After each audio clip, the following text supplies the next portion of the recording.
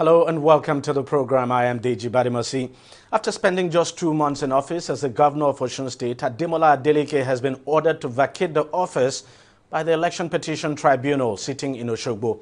The tribunal declared Boyega Oyetola as the winner of the July 16, 2022 governorship election. The tribunal also declared that the Independent National Electoral Commission, INEC, should withdraw the certificate of return issued to Adeleke and issue same to the former governor, that's Oyetola, who is the candidate of the APC.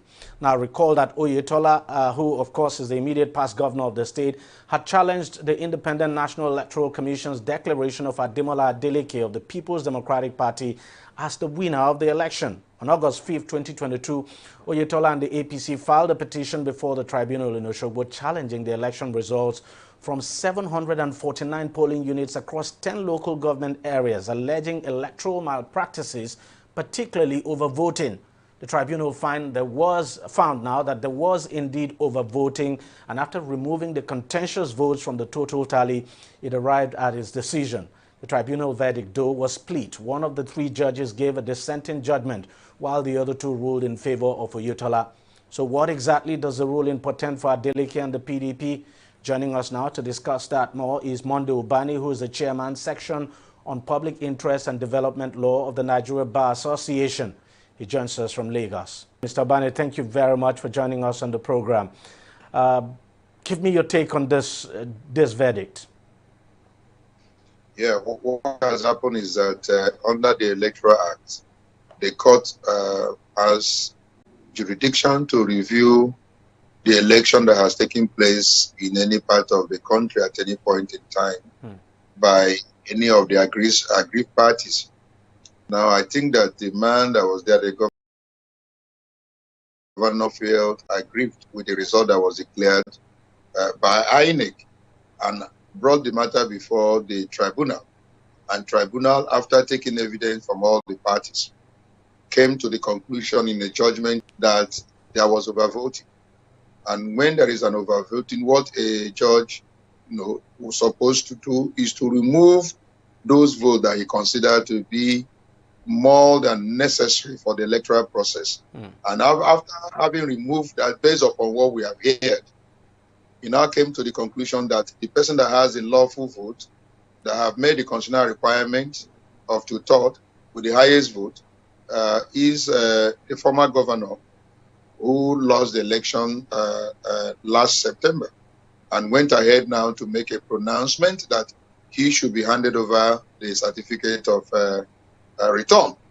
Now, I also hear that the current governor of Osun is clearly going to Court of Appeal in order to challenge the judgment of this tribunal.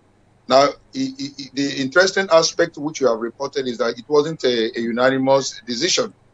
That is a dissenting judgment. And so one need to look at the majority judgment and also probably peruse the dissenting judgment in order to actually give a proper and a fairer view of what may have probably impacted on the mind of the 2 justices who gave judgment in favor of the former governor. And so whatever we're doing now is based upon the report we have read from the newspapers, that voting was the main cause why this particular electoral result was nullified. And so it may not be a comprehensive analysis of what the ratios are or what was the real thing that the judge said that may have probably impacted on the mind of the justices, who are in the majority to have nullified the election that was announced by INEC. Now, does it surprise you that overvoting would still happen when we have the beavers? I must tell you that I'm totally shocked with this judgment. I mean, in terms of mentioning overvoting, because my thinking with the beavers and then with the electronic transmission of results is that the beavers will really accredit voters and know the number of persons that are supposed to vote at every polling unit. Because there is a voters register. And so if your name is not there, then there is no way you can participate in the electoral process. But with this particular pronouncement by the court that I was overvoting when we are using beavers, is really shocking to me. And as I said, that we cannot be able to probably have a comprehensive view of what has transpired or what the judge gave as ratio when we have not read the full judgment of the tribunal. But So don't you think this clearly suggests that there was some kind of collusion on the part of the INEC officials who were at the polling unit? Because, I mean, they could allow it anyway if they choose to be corrupt. They could allow overvoting to take place. One of the worst things that can happen to Nigeria is to have a biased umpire. And I mean it, because it goes to the root of our electoral fairness. If you have an umpire that is biased, where you have an umpire that is very corrupt, where you have umpires that are very, very terrible in terms of not allowing the mandate of the people, to prevail, then the country is in a big mess. Because umpires are supposed to be clearly unbiased. They are supposed not to take side with any party in an electoral process. They are the umpire, so-called, in a manner that will introduce fairness. We have known what this country is suffering because of unfairness in the electoral process. But it's nothing new anyway. We've seen situations in this country where umpires were, those who were supposed to organize elections. I mean, where we've seen electoral officials at polling unit where they were proven to be corrupt and allowed a lot of, illegal and illegitimate things to happen. Yeah, if this is well established, I thought that with the level of less of interference of the human factor in our electoral process, that we'll begin to minimize some of those flaws, we have experienced over time in our electoral process. But with this particular judgment, and if it is well established that that was over voting and that it was done in collusion with INEC officials, then we are back to square one. It means that even with the deployment of technology in our process, we can still have flaws. We can still have human collusion. We can still have problem, irregularity that is engineered by human factor to really derail the fairness of the electoral process. So it's something that we should not cheer about. It's something that should sadden everyone. But what I'm saying is that I don't want to make any conclusive statement concerning what has been read as judgment today, because it's going to go to appellate jurisdiction. It's going to pass through the appeal court to Supreme Court, which is the final court in the land, to look at what has actually been delivered today as judgment. It is after the Supreme Court pronouncement we can really come to the conclusion that really the human factor is still very prevalent in our electoral process, despite the deployment of technology, which we have spent so much money and rejoiced about, that it is not yet guru, that we still have to deal with the human factor in our electoral process. And I think that human factor is very important, because whether we like it or not, machines are machines. They still have to be controlled by humans anyway. So you have someone who is supposed to be in charge of accreditation. You go to the polling unit, the person has the BVAS machine. You give that person the BVAS machine. The person is supposed to use your card now, slot it into the BVAS and then clear you. But ultimately, it's the person who clears you. So we don't, the person is holding the machine. We don't know what the person does with the machine. The person might just insert the card, not do anything, and then just say, go ahead, it's cleared. I mean, it's possible this is what has happened in this case, isn't it? The situation is that we still have character issue as a nation. I have said it several times that Nigeria is a very, very unique and, a country that sometimes you don't even know how to describe it as a nation. I once went to the US, and I misplaced my passport with $5,000. And a particular place where I went to go and buy something with my wife kept my camera, kept my 5,000, kept my passport. When I got to the hotel, I discovered that my passport and money was missing. I had to now start tracing where I left them. And I went, somebody said, we are looking for you. We don't have any forwarding address. We don't have your phone number.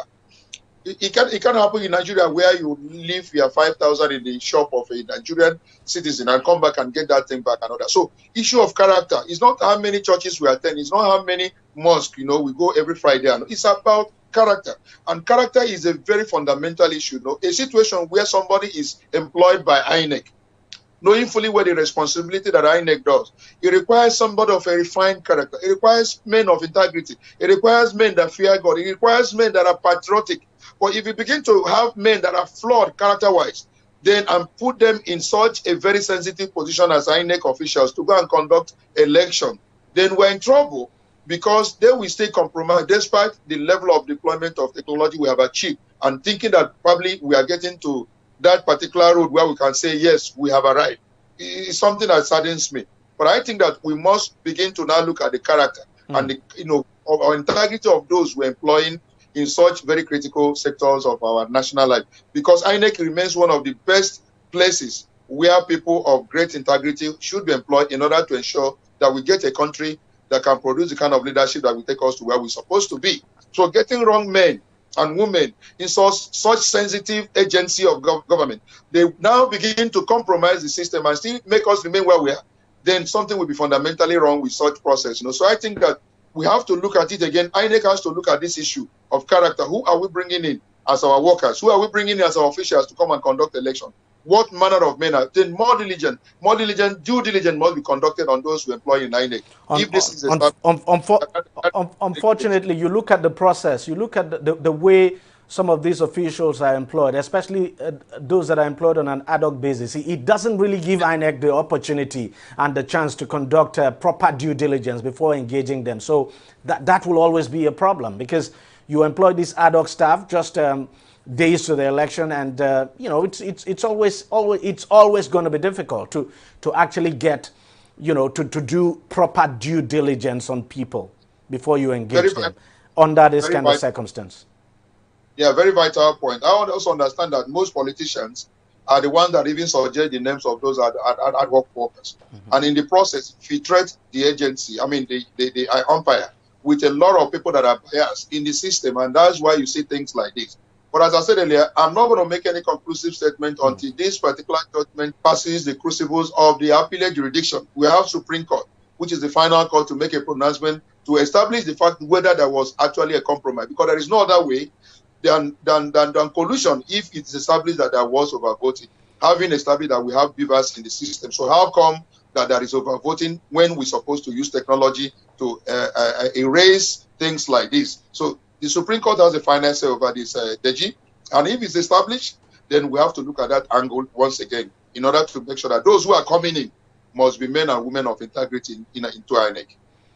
Yes, and I think you're quite right, because this is very disturbing. It will no doubt be a clear indictment on INEC. We're talking about 749 polling units or so in across 10 local government areas. That's really huge. It's really huge. It's not something.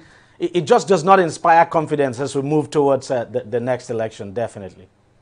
I agree with you, because in a few weeks' time, we'll be going to general election, both at the national and state level. So it is important we get this particular issue addressed and addressed properly by INEC. The people you will deploy to go and be the one to handle this aspect, there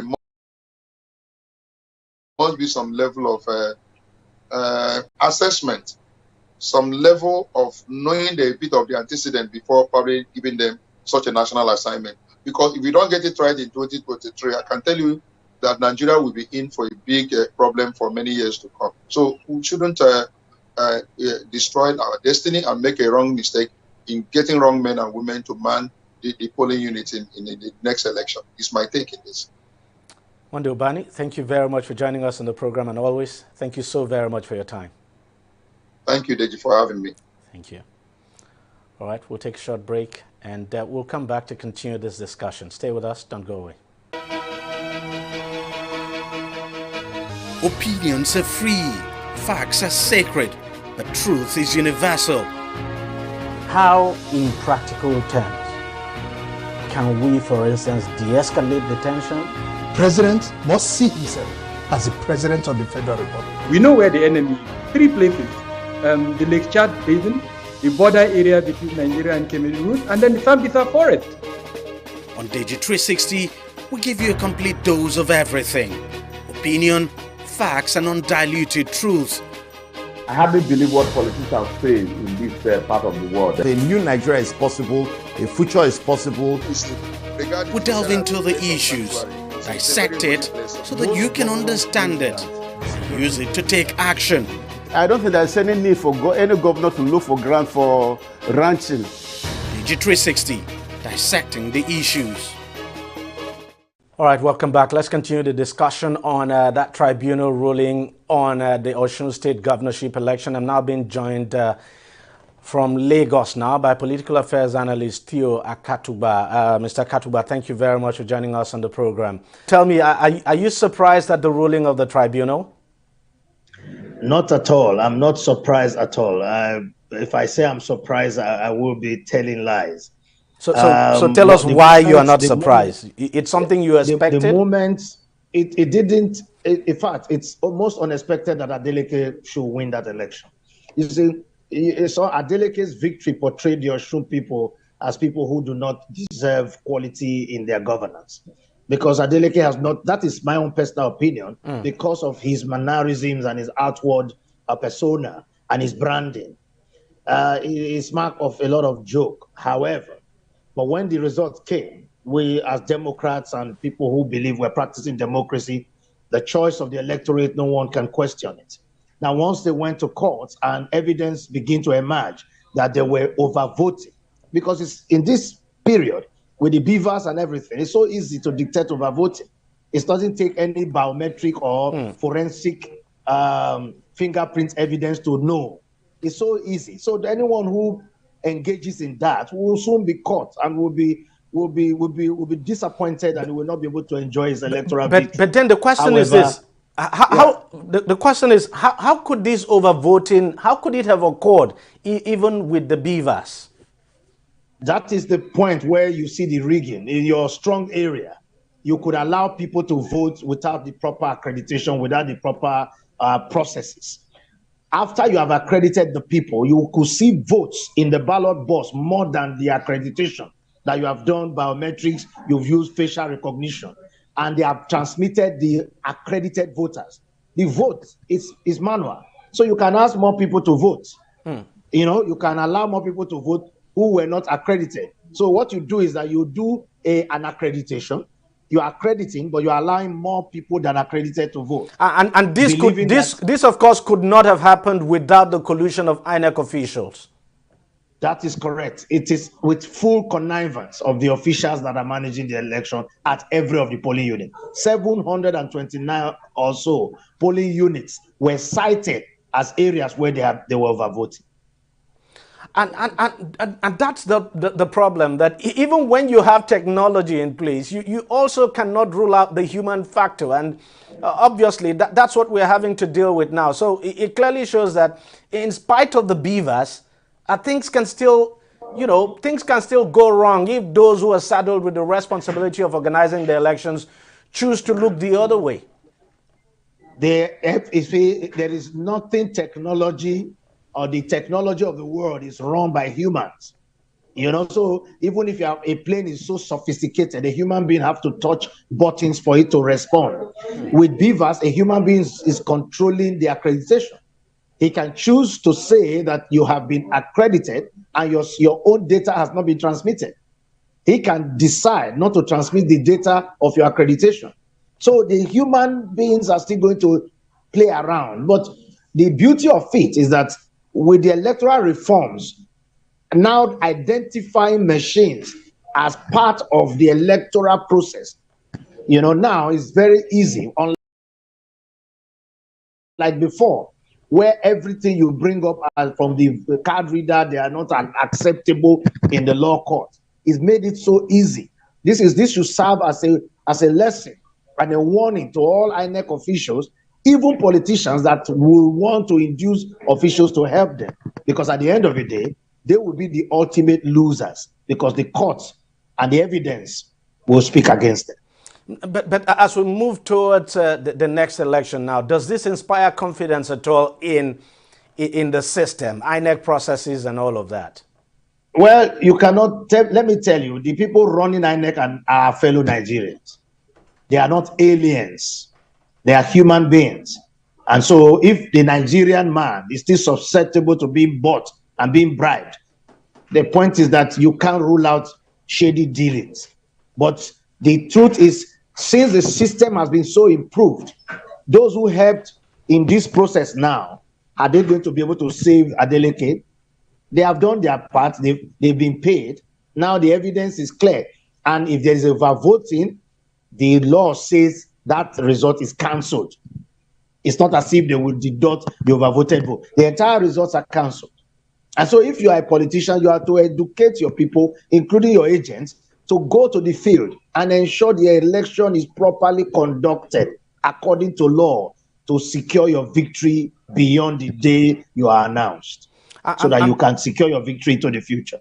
I'm just surprised that, this kind of thing could happen, that the politicians and even some INEC officials could choose to do this kind of thing in an era where we have the beavers and our elections are getting more and more, for want of a better word now, technical, if you like. Yeah, but that's why I'm telling you that the politician is always in his element and in his game. If I am a politician and I'm contesting an election, I will feel that someone is going to outdo me if I don't also do my own. So everyone is trying to outsmart one another. In the process, they run into all kinds of foul play. And then things like this begin to catch up with them. You know what we have just seen now is it's similar to what happened in Imo State, where an entire area was cancelled. The result of an entire area, very large area, was cancelled by the decision of the INEC official. And Hope Uzodimma took the case to court at the time that the man who was second and third have been disqualified by law court by their own litigations. So it opened the way for Uzodimma to stand as second, technically. Once that result was, they discovered that a lot of results were cancelled and the court admitted those results. And the results were added to both parties. It was not only Hope Uzodimma. Everybody got their own share of the vote. Uzodimma's vote now came up as the winner of the election. In this case, they deducted all the overvoted, the areas of the overvoting, and Electoral became a winner by 300 and initially won with 300. So he lost with 375 votes. Yeah. Now he's winning with 319 votes or thereabout. 314 votes or so, yes. 314. Well, this is very interesting. We wait and see what happens. I mean, Adeleke has said he's heading to the Court of Appeal, and yes, he's going to certainly appeal, this will get to the Supreme Court. Don't you think so? And let's see, he will do it up to Supreme Court if he doesn't succeed at the second level. Even if he succeeds at the second level, Oyetola will move it to the Supreme Court. So anyway, this battle is going to get to the Supreme Court ultimately. Now, the beauty of these things are there is time limit for the determination of all these cases, and we're going to get these results quickly. And also another thing is that the electoral reforms have made things so tight that whatever shady things you do will be revealed. So those who think the election period is here, it's time for us to begin to trade and negotiate and do deals.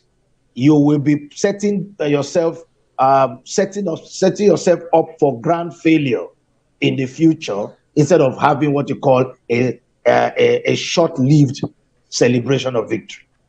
Well, let's just hope the politicians and the bad people in INEC are watching and our fellow Nigerians, those ad hoc staffs and everybody.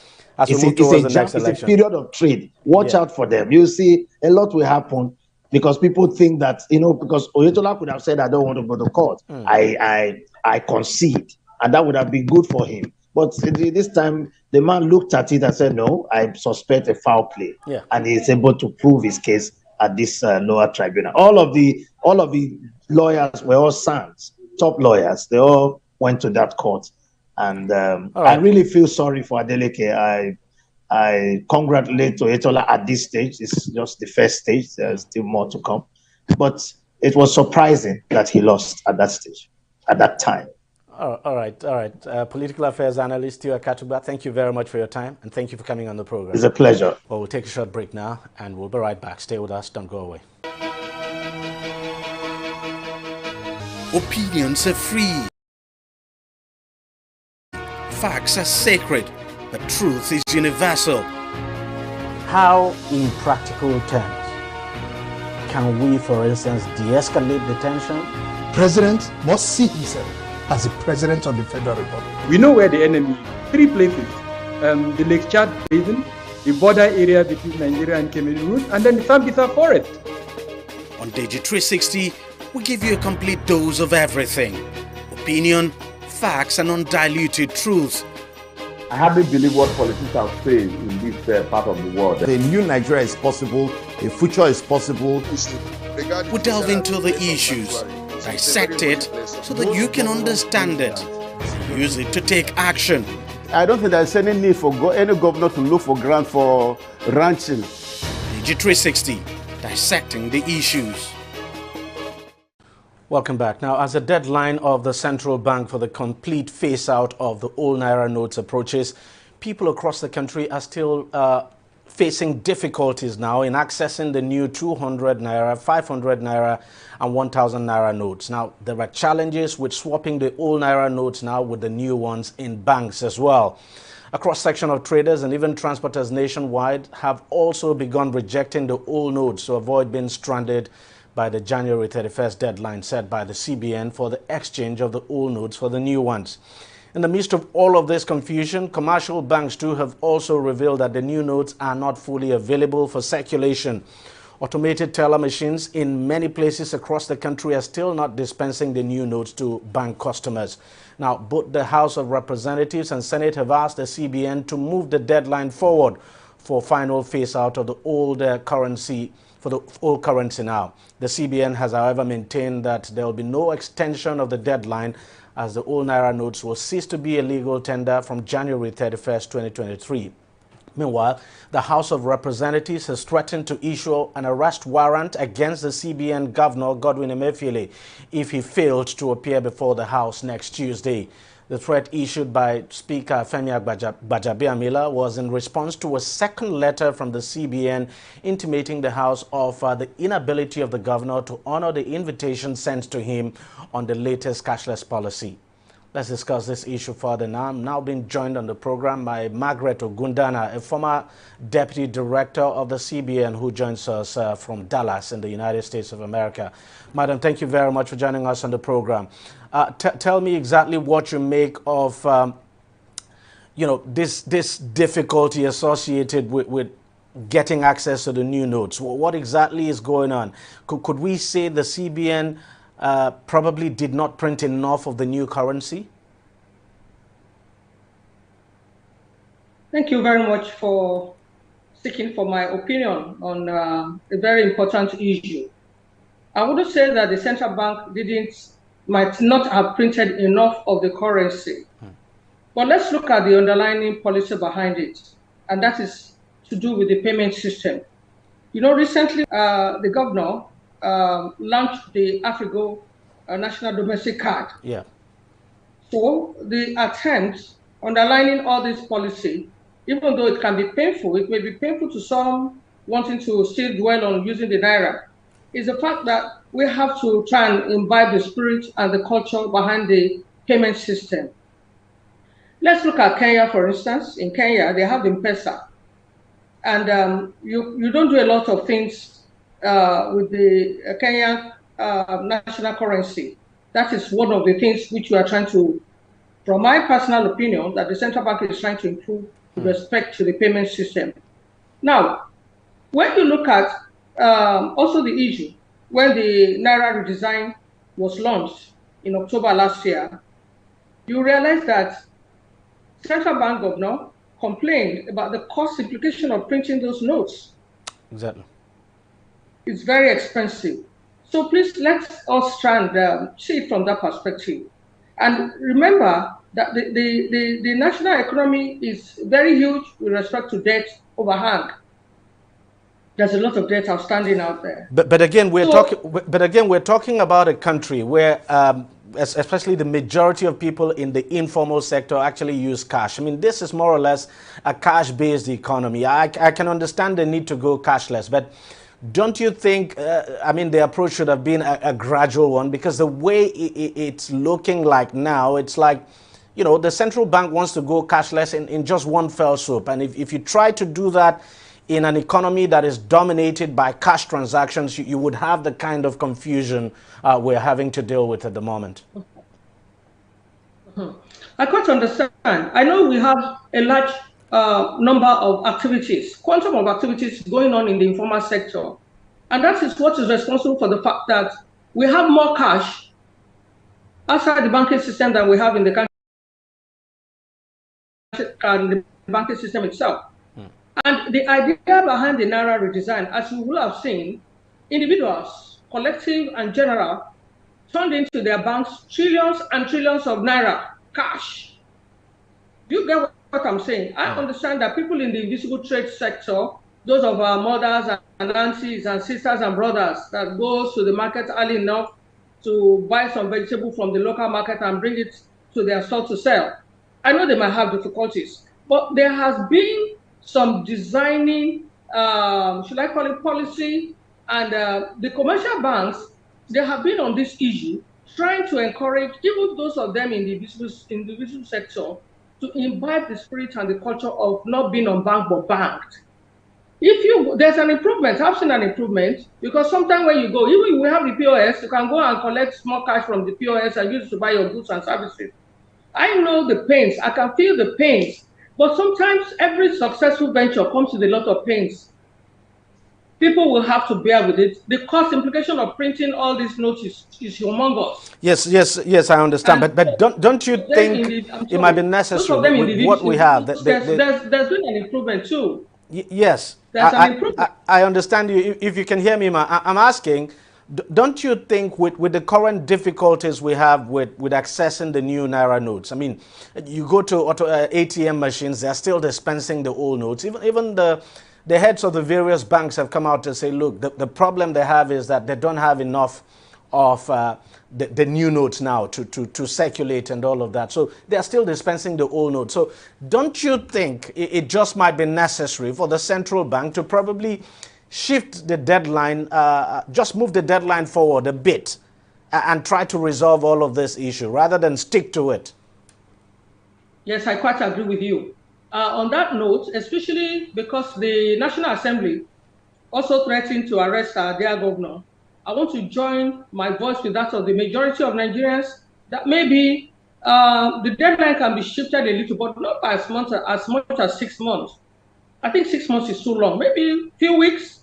You know, now because we have to play on the awareness of the people based on the policy outline behind the Naira redesign.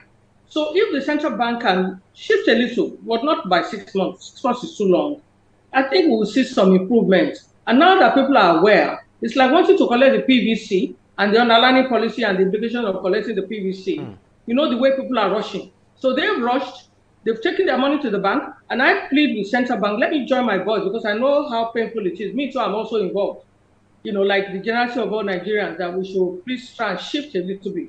And also at the same time, let's be mindful of the fact that if Kenya can do it with M-Pesa, including in their invisible trade sector, since Nigeria has a bigger economy, and I'm happy with the awareness, even though it's painful. I think we should also try and imbibe the spirit and the culture of the national payment system, because it will help us with our statistics, it will help us with our debt management. It will also help to know for near accuracy how much money do we really have in the banking system, because it really constrains a lot of statistical analysis when you realize that the quantum of money outside the banking system is even far much more than what we have in the banking system. And that is why at times when you base the policy recommendations only on what is available in the system, the quantum of money in the system, that's why we have policies which really are not as effective as much as what the underlying objectives must have been. So it's a good thing. The Naira redesign policy is good. I'm also joining my own voice with that of the generality of Nigerians that the central bank governor and the team should please shift a little bit, maybe for a couple more weeks, but not by as much as 6 months.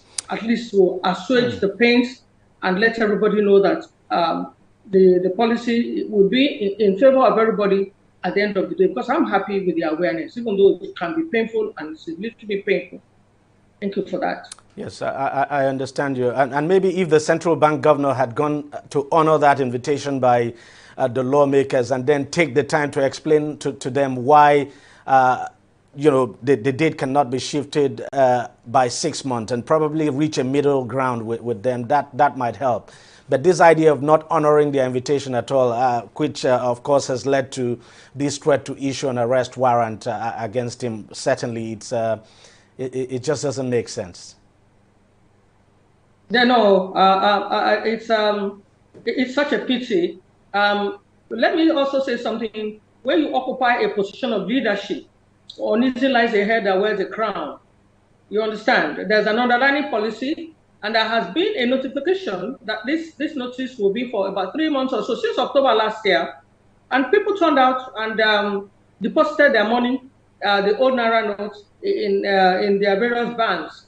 And I hope the National Assembly, the House of Rep, will not continue or go ahead with the threat to but then shouldn't the central bank governor shouldn't the central bank governor honor that invitation? It's just an invitation, and if he goes there, he could explain better to them that they can see reason with him, but not to go at all. I mean, it's. Do you think that's advisable?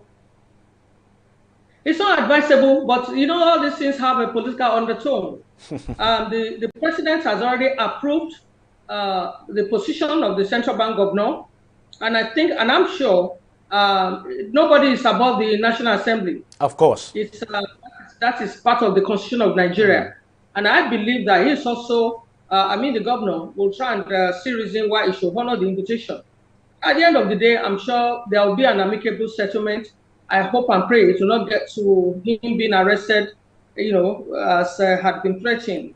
But definitely, the governor himself is in a very difficult position because already a deadline has been issued for everybody to turn in their notes. And I'm sure the governor and his team will be working almost 24/7 as we used to do in my days to ensure that whatever policy we have out there works in favor and for the benefit of the generality of the people. I'm sure they will make sure that the new naira roads are available as much as possible and as quickly as they can. And also that shows the dynamisms and the rhythm of an economy of Nigeria, which is supposed to be the biggest and the largest in the continent of Africa. So I also join my own voice to appeal to our dear governor that he should try and honor the invitation of the House of Representatives and shift and have a middle ground kind of position so that those pains on the people will be less, since everything is still, at the end of the day, will be in favor of the Nigerian economy and by a large extension, everybody else.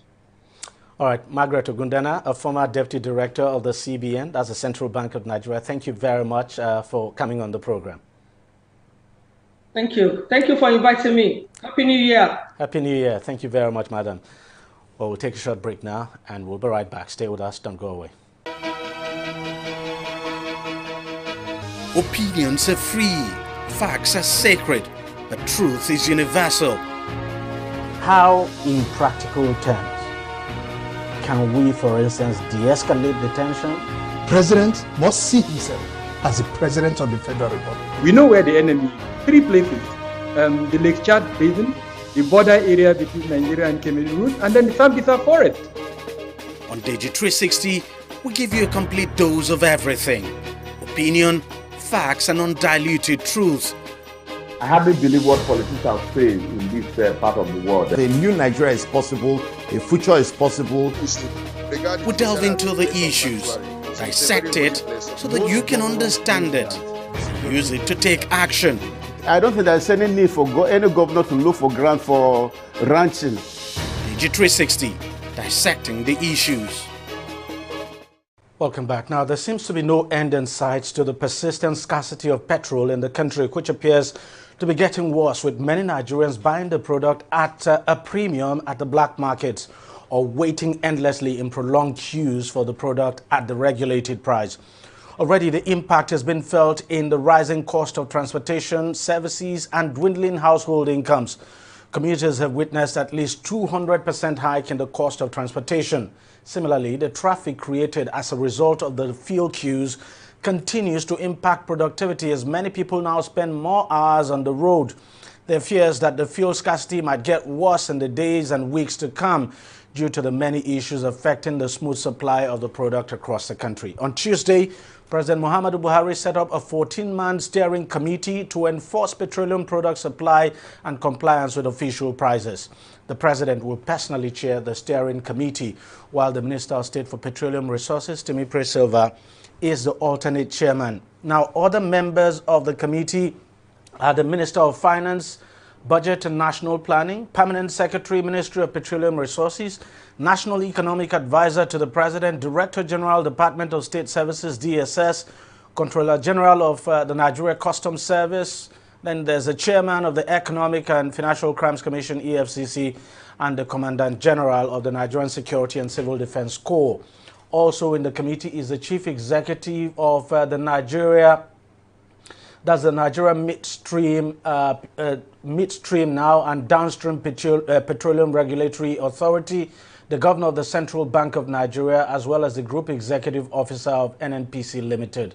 We also have the special advisor to the Minister of State for Petroleum in that committee as well. And there's also the technical advisor midstream, who is the secretary of the committee. Now, the Nigeria Midstream and Downstream Petroleum Regulatory Authority is to ensure strict compliance with the government's approved ex-depot and retail prices for petrol. Among others, the committee is expected to ensure stock management,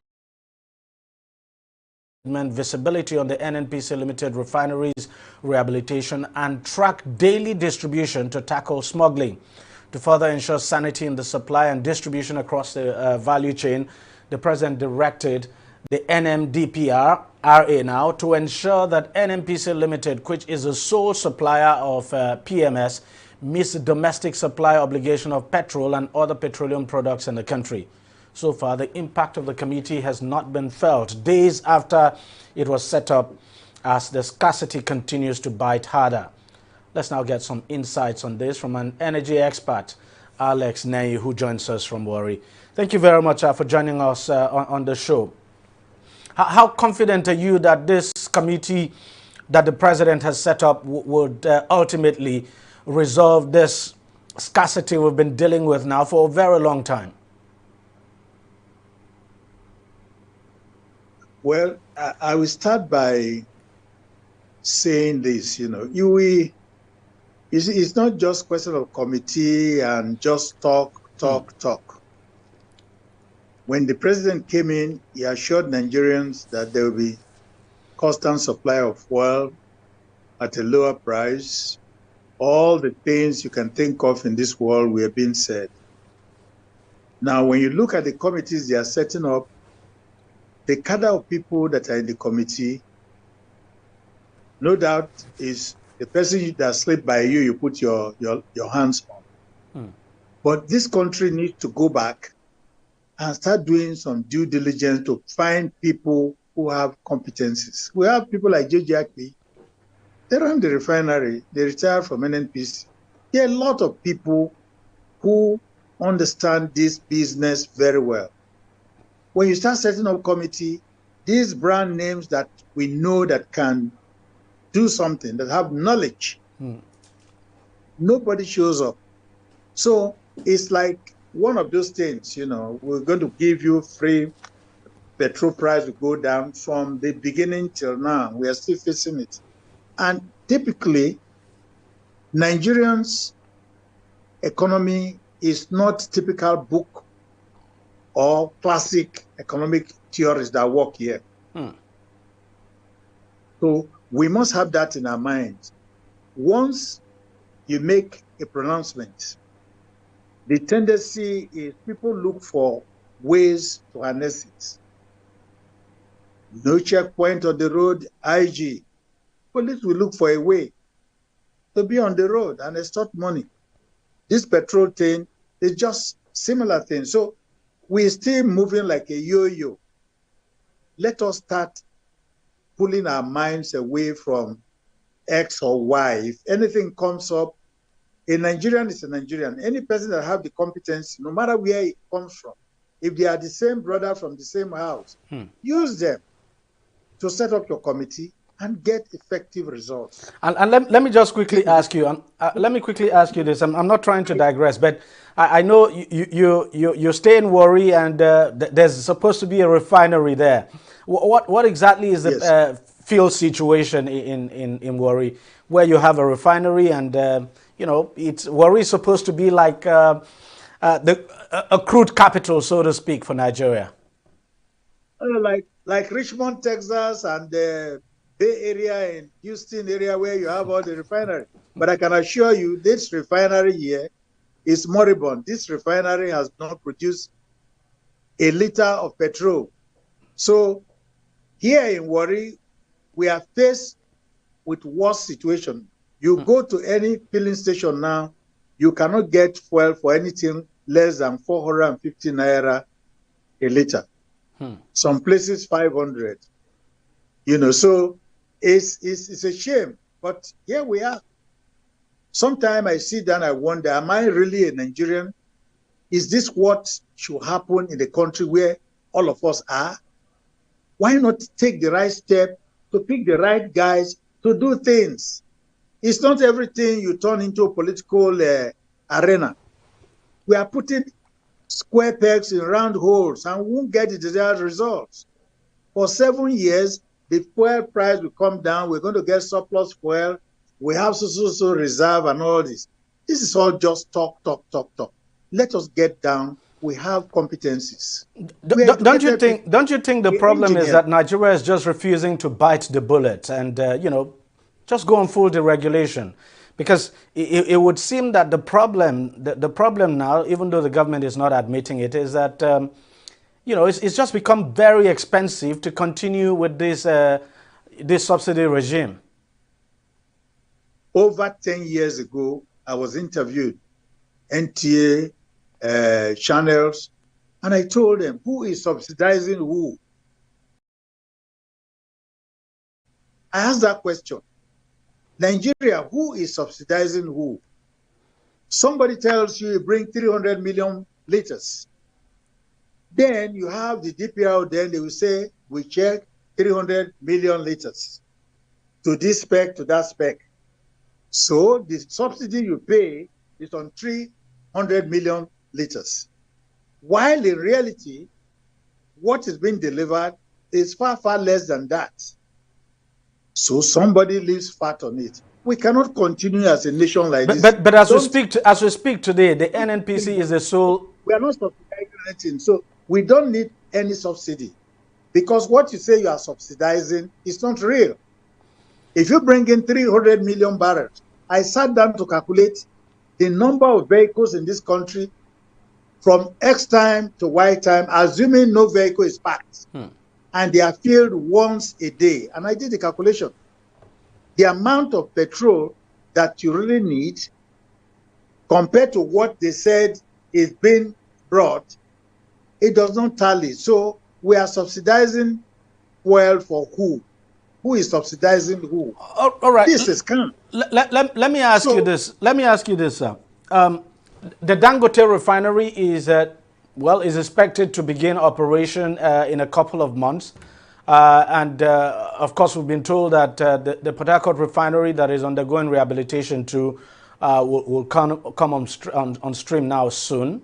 Do you think these refineries, when they begin operation now, would make a huge difference in the current situation we're dealing with now, as far as petrol, you know, PMS is concerned? Well, what we are looking at, if there's no subsidy, naturally in a typical economic situation, the market forces should regulate the price. It's pure, simple supply and demand. But I told you when I started, I say in Nigeria, typical economic theories don't work here because of the type of people we are. The fuel scarcity we have today, take Warri for example, there's fuel in the station. Now we are changing money. There's a hype. Even if you go to the petrol station, as of today, I went out there, people are refusing to take the old naira. And the new naira is not available. Some will tell you we don't want POS, we want new money. So typical economic theory does not work in this country. We have to go back to the drawing board and start being real to ourselves. Get the right people in the right places, not man, no man. Let us be a little bit focused. And the petroleum industry, like I said, is not a market for selling gari and rice. Nigerian government has to get it right. You must pick people with competencies to go into this system and make it work. So when you turn it like selling gari and starch or panga in the market, then this is what you get. You need key people with knowledge to put us in the right path. If you look at all the cadre of people that are being picked to go to places, look at their background. Go to Google and Google there, see their background. Do they have the competency to deliver what we are talking about? So that's a problem. Then coupled with us not going purely with typical economic principles. Look at the cement. Cement is produced in Nigeria. We used to import cement. Prices were lower. Today, look at the price. So typical economic laws don't work here. So quick means what you are saying in essence. So what you're saying in essence is that there's no guarantee that petrol prices will be lower if these refineries like the Dangote refinery and the Port Harcourt refinery, if they begin to produce and we produce locally. The chances are slim because economic theories don't work here just like that. Normally, if the Dangote refinery comes on, the Port Harcourt refinery comes on, then the demand, if it's what it is now with all that coming in, then it will regulate the price. That is the normal market situation in a normal environment, the law of supply and demand. But we are in a place where anything goes. Now, if the Dangote refinery comes in and the nearby country, maybe the price of oil is higher there, he's a businessman. What do you expect him to do? Maximize his profit. All these things he's doing, is it his money? He's taking loan. People are buying into the organization. People are looking at the rate of return on their investments. That's true. So the market that will give him more money, if I were him, that's where I would go to. Because it is not Nigerian money, it is investors' money. So if we hope that when the refinery comes on, the one in Nigeria, the other ones come on, the prices are going to be regulated, that is normal, standard thing that should happen. But from experience in this country, people hoard products and turn the economic theory into something else. So you have to go think out of the box to come up with something that is enduring in this country, whether it's cement or petroleum or whatever. Go to the market here now, prices are up. The women, they will not take the old naira from you, just nearby markets at Oshogbo here, not too far from me. So what are we talking about?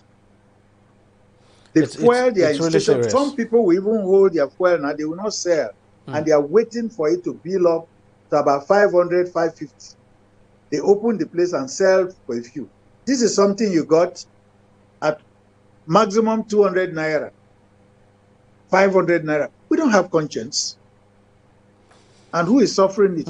It's every one of us. And that's why you have so much accumulated money now, and people are stuck. I sincerely doff my hat for this change of money. Come that 31st, all the starch things you stock somewhere, they will go rotting in your house. Then we'll go back to the drawing boards.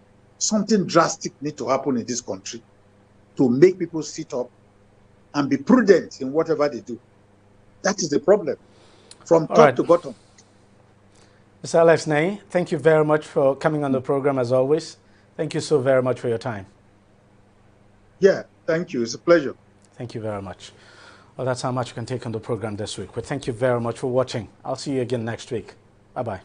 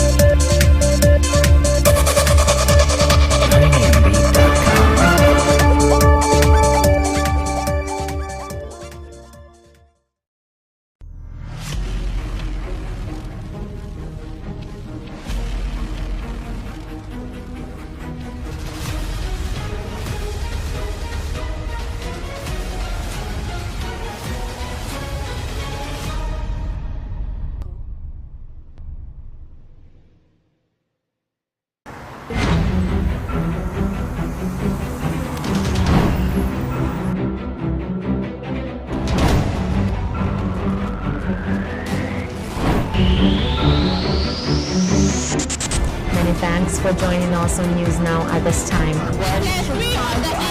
Protest in Lagos. Thank you for joining us again on the newsroom. The State Emergency Management Authority has said one vote woman and the rampant illegal spectrum frequencies. The banks took over the wheels on the Nigerian stock market today as sellers eased.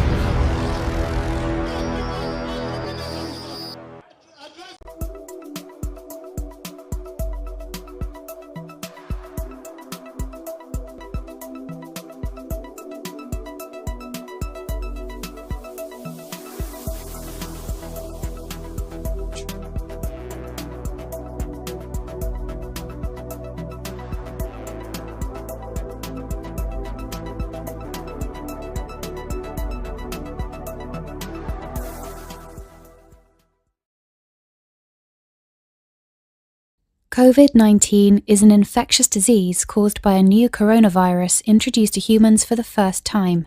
It is spread from person to person, mainly through the droplets produced when an infected person speaks, coughs, or sneezes.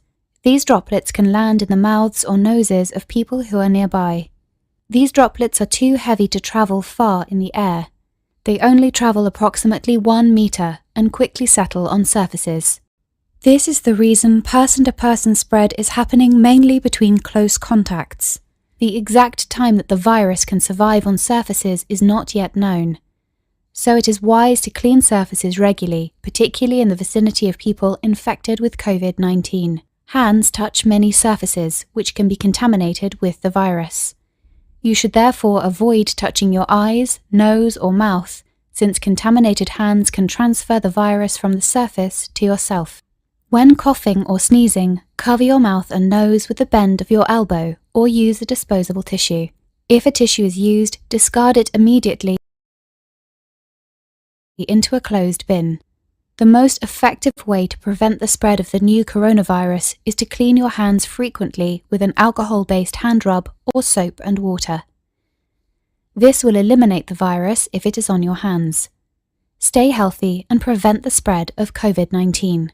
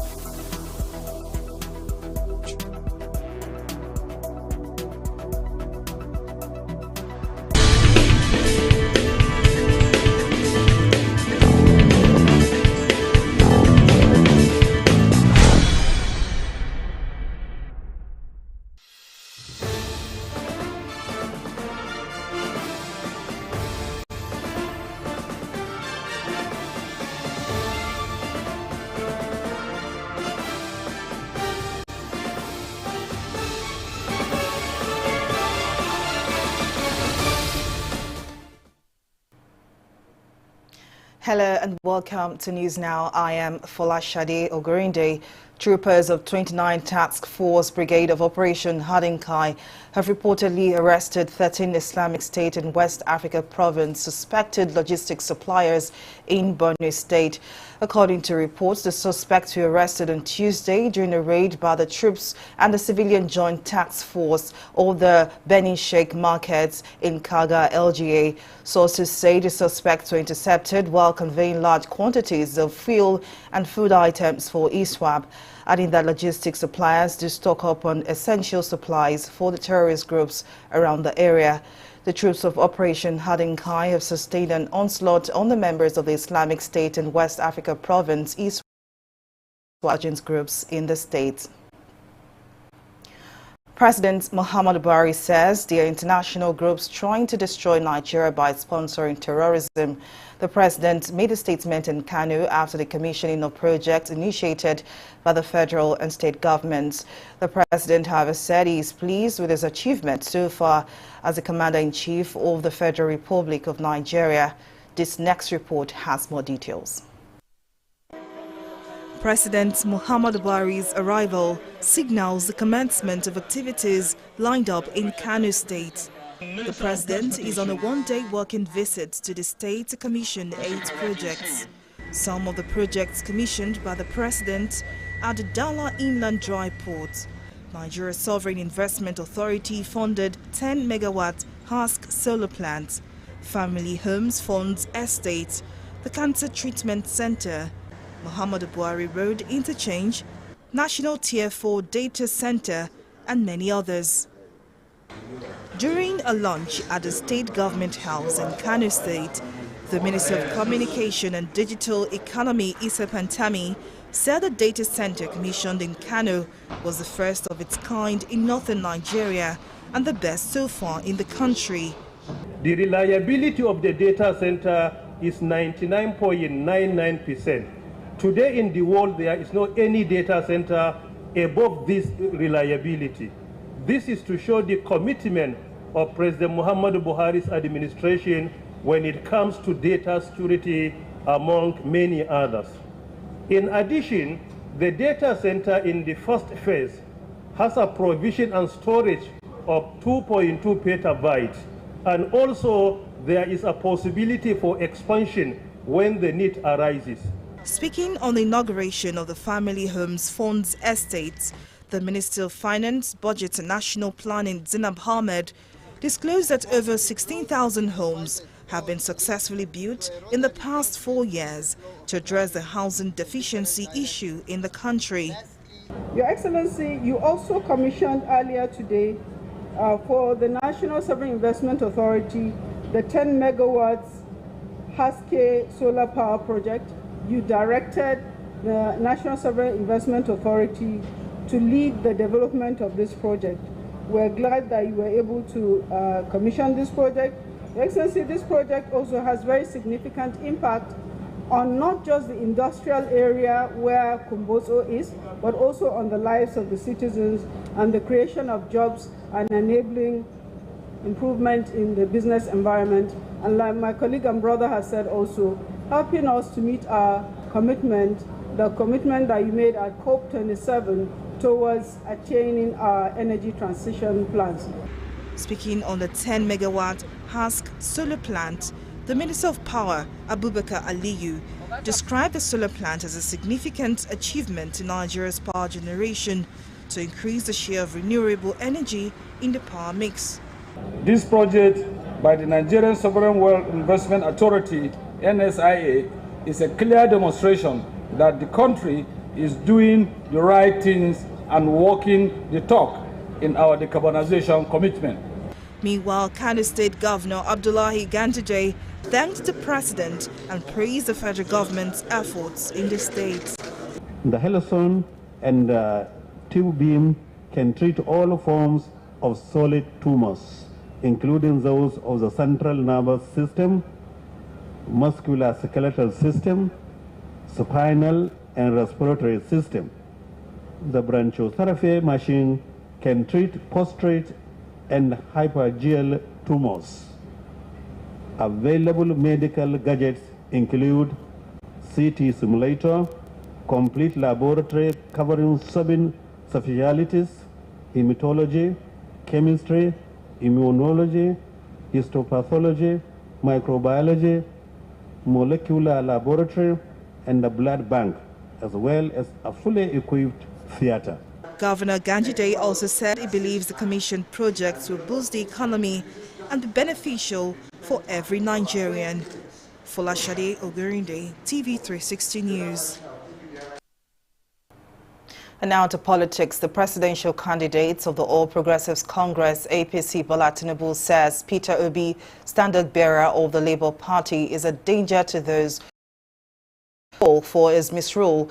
Speaking on Tuesday at a rally in Awka, the Anambra state capital, Tinubu said Obi lives in Lagos because he is guilty of not developing his home state. The former governor of Lagos State says urged residents of Anambra not to vote for Obi as president because he was ill-equipped to be governor.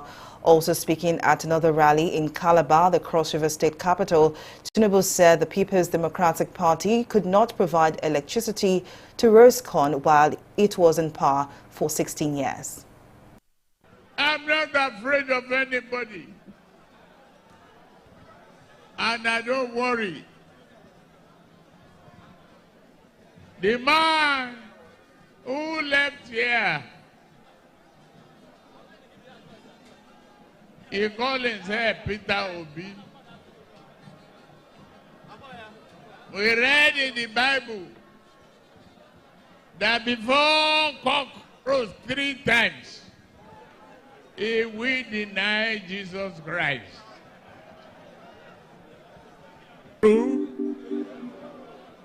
He denied. So how can he keep a promise to you if we cannot give promise to God? How can a man be to keep his people at home, not working, and make them suffer before you want to prove a point? Has Bola Tinubu not prove a point? Did I close any market? Did I kill anybody? It means I am smart. I'm a thinker. I'm a doer. I even tamed the Atlantic. God bless you. With less than 25 days to the general election, the Independent National Electoral Commission, INEC, has said that the scarcity of premium motor spirit, popularly called petrol, may affect the movement of election materials and election personnel. The INEC chairman, Mahmood Yakubu, made this known in a meeting with National Union of Road Transport Workers, NURTW, in Abuja on Tuesday. Yakubu said the commission would be meeting with the Nigeria National Petroleum Company Limited to resolve any issues that might affect logistics delivery and personnel movement on election day. Speaking for that, the INEC chairman explained that the commission has collaborated with the National Union of Road Transport Workers for 3 election cycles because logistics has been a problem in election administration in Nigeria. Nigerians should not wait for the arrival of personnel and materials at the polling units. Rather, we should be there waiting for the arrival of voters. We believe that this is achievable. Recent elections have shown that working in partnership with the unions and other stakeholders, we can achieve this objective. And this is a patriotic duty, and we should all make the necessary sacrifice in the national interest. The Commission is aware that this is an enormous task. Election is the largest deployment a nation periodically undertakes, and mobilization of vehicles for election is a large and complex exercise. However, this comes only once in 4 years. What is critical here is forward planning. Then we have to where we find them is to hear and knows the importance of MOU that we signed with INEC.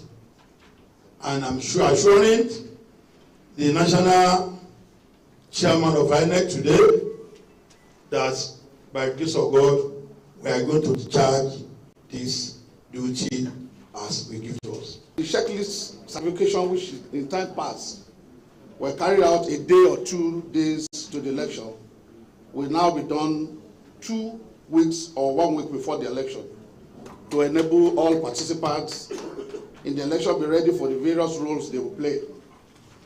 All vehicles inspected and certified will receive a tag from FRSC for proper identification that it has met minimum safety standard. The commercial, hereby calling on all union leaders to inform their members to follow due process and cooperate with members of the corps. In a related development, the Nigeria National Petroleum Company Limited says it will ensure the availability of petrol during elections. A team from the Independent National Electoral Commission, INEC, led by Mahmoud Yakubu, INEC chairperson, had visited the NNPC towers in Abuja on Tuesday to discuss the availability of petrol during the forthcoming elections. Speaking during the meeting, Mele Kyari, NNPC's Group Chief Executive Officer, said the company has always, without formal request, supported INEC in making sure that petrol is available for all vehicles involved in the electoral process.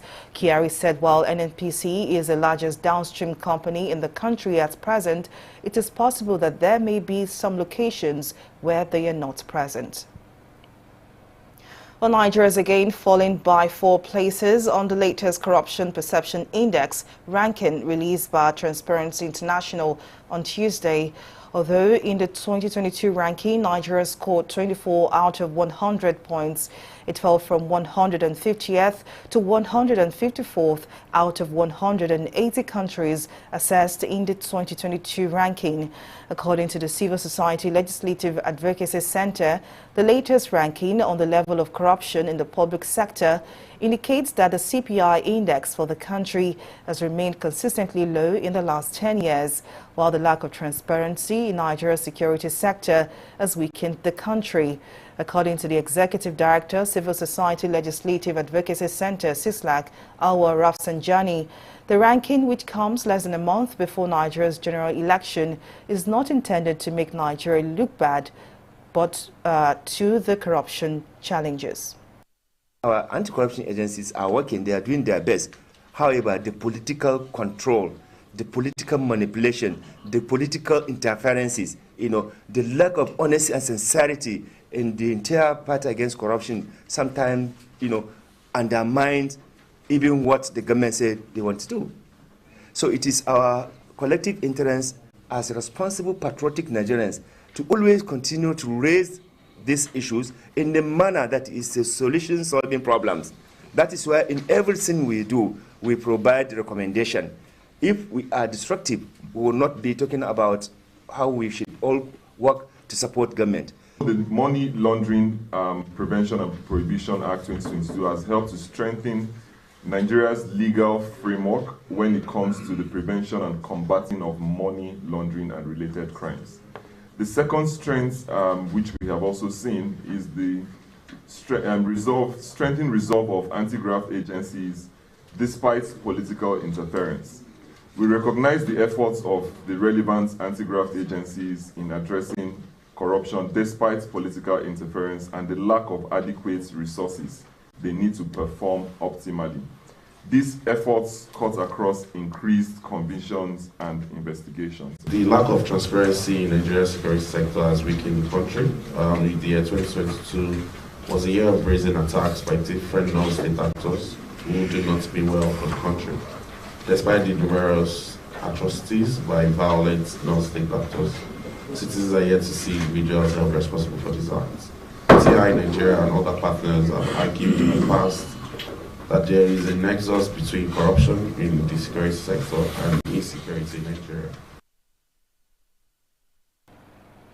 Daughter of Sonia Ekweremadu, former Deputy Senate President Sonia Ekweremadu, was absent from a United Kingdom court where she is facing criminal charges. At the resumed court trial on Monday, Sonia's defense team said she was unable to attend court as she is currently in hospital with an unspecified condition.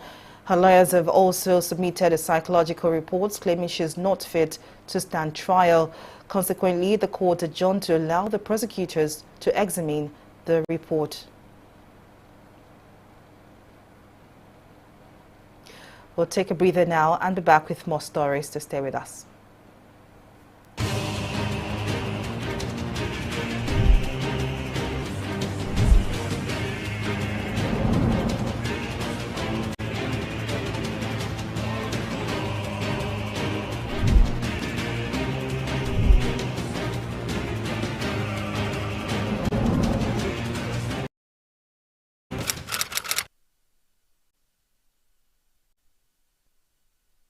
Nigerians, elections are here again. Let us shun violence. Let us play the game according to the rules. Do not be a thug. Say no to violence. Let's rise and defeat violence, crime, and sabotage against the peace of our nation. Nigeria is the only country we have. We must do everything to keep it united. We must avoid any act that promotes hate and disintegration. Say no to separatist movement, terrorism, fake news, hate speech, religious bigotry, and any act that tends to divide us as a nation. Watch out for strange gatherings and suspicious movements. Restrict access to sensitive documents and data, the disclosure of which may damage national security. Educate your staff and family, particularly on measures to safeguard information and report security breaches. Apply relevant legal security guidelines to protect yourself and your neighbors. Due to misinformation and wrong choices, some idle persons resort to vices in their greed to get rich quick. They resort to kidnapping, killings for rituals, and other heinous crimes. Avoid wrong use of the social media. Before you broadcast that false message, think twice. Ask whether it will promote peace or violence. For safety at home, still be security conscious. Educate your household on safety tips. Report all suspicious movements and persons to the security agencies nearest to you.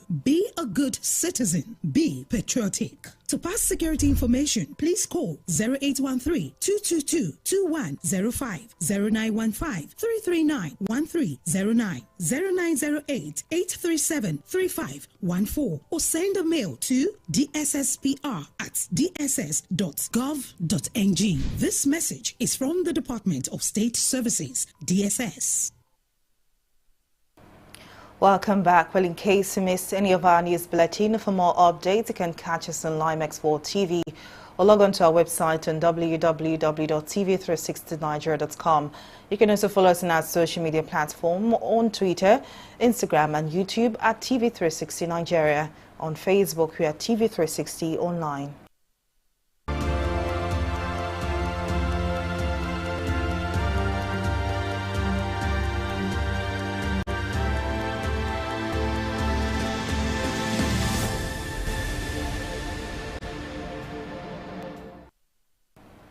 United States President Joe Biden has informed Congress that his administration will formally end 2 national emergencies declared to address the COVID-19 pandemic on May 11, restructuring the federal response to the virus as an endemic public health threat.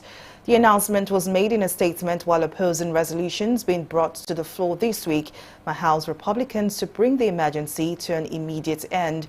The Centers for Disease Control and Prevention has recorded 1.1 million COVID-19 deaths in the U.S. since 2020, although the death rate has dropped dramatically since vaccines became widely available. Japan is quietly experiencing its biggest outbreak of the pandemic as a wave of Omicron infections has overwhelmed its health system this winter and delayed medical care for patients, sending daily deaths to a record high of more than 500 on January 14.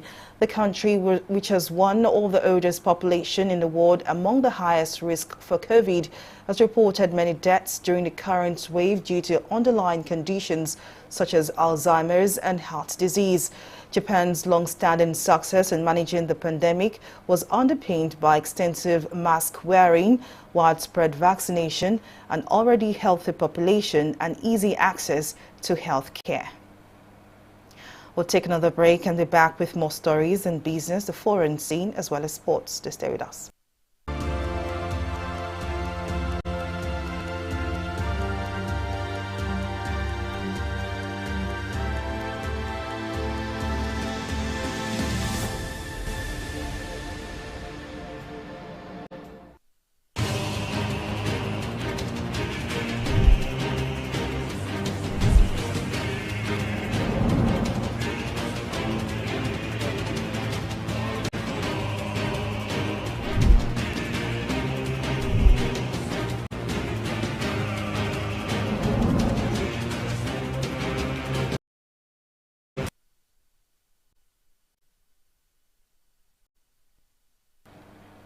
Welcome back. And in business, The Central Bank of Nigeria, CBN, has clarified the position of the Apex Bank chief, Godwin Emefiele, that owed 200, 500 and 1,000 naira notes to be accepted after the February 10, 2023 fresh deadline. Speaking with newsmen in Abuja on Tuesday, the director of the Corporate Communications Department at the CBN, Osita Iwatsinobi, explained that the owed notes would cease to be legal tender after the February 10, 2023 deadline and can no longer be used for any form of transaction afterward. The Apex Bank spokesman emphasized that in line with the provision of Section 20, subsection 3 of the CBN Act, Nigerians would have the opportunity to redeem the face value of the naira only at the central bank after the currency had lost its legal tender status, subject to meeting certain conditions.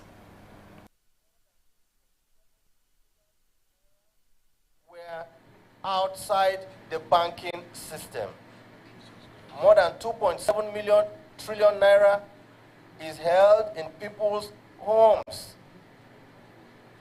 What that does is that it makes our mandate of monetary policy very difficult. When we are not in control, out of 3.23 trillion, what we see only in the banking system is just about 500 billion. There is no how our work, which you, the lawmakers, has made a law for us to carry out. Our work cannot be effective. In central bank, there's hardly anybody who says that in his locality there's nobody working in central bank. All over the 36s of the country. Those people, I doff my heart for them. They've left their job in the last 3.5 weeks. They have been in the villages, in the localities. They take cash, even when the banks are a little bit lackadaisical about it. They take cash from the CBN, maybe take like 5 million. They go to those localities and do cash exchange for everybody. At the end of the day, they bring back old notes, 5 million naira, and they lodge it back in the CBN just to make sure that even when you don't have an account, you can exchange this money. That's what we have done. Only if you had communicated this to us much earlier, the crisis would not have come up at all. Nigerians would have gone home to sleep without any fear of let or hindrance. So I want to thank you so much for coming up with this submission, most especially your last statement, the confession you made about the position of the law, that the bank would at all times respect as sacrosanct the position of the laws of the land, of course, which is an act that established the central bank and also provided for the establishment of your good office as governor of the central bank.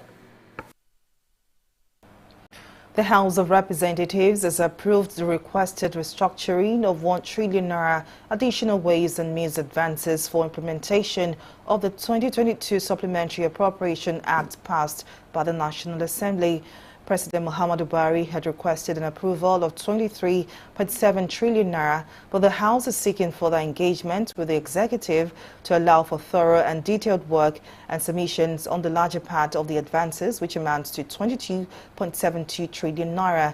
On December 28, the Senate stepped down the restructuring of the 22.7 trillion naira Ways and Means request until more documents were presented for further legislative action.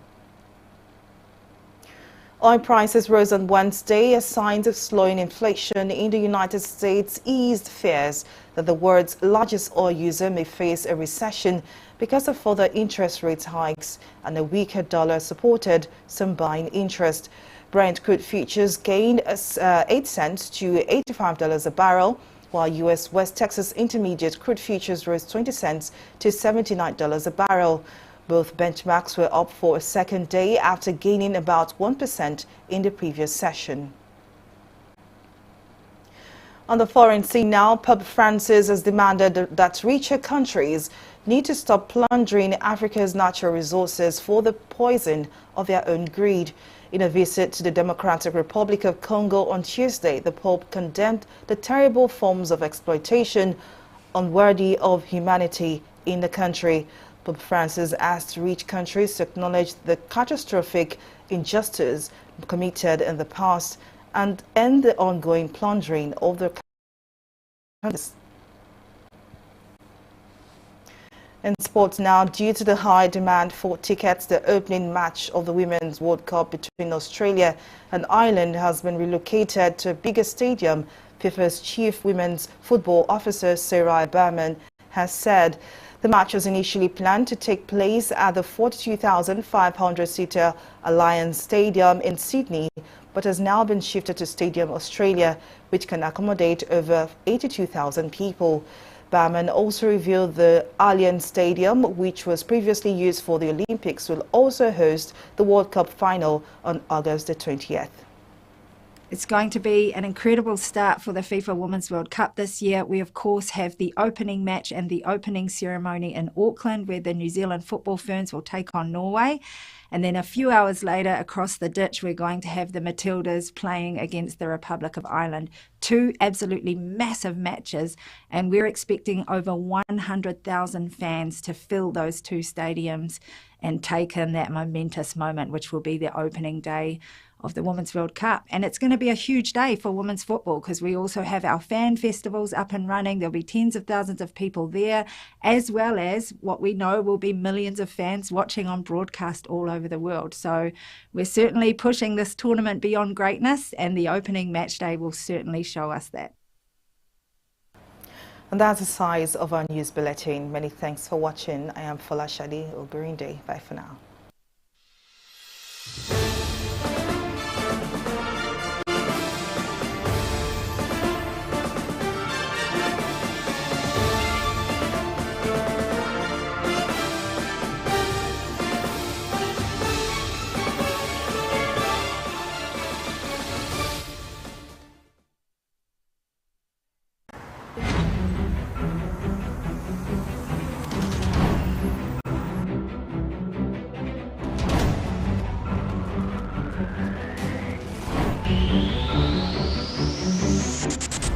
Thanks for joining us on News Now at this time. Thank you for joining us again on the newsroom. The State Emergency Management Authority has said there's going to be one vote woman and the rampant illegal spectrum frequencies. The bulls took over the wheels on the Nigerian stock market today as sellers eased.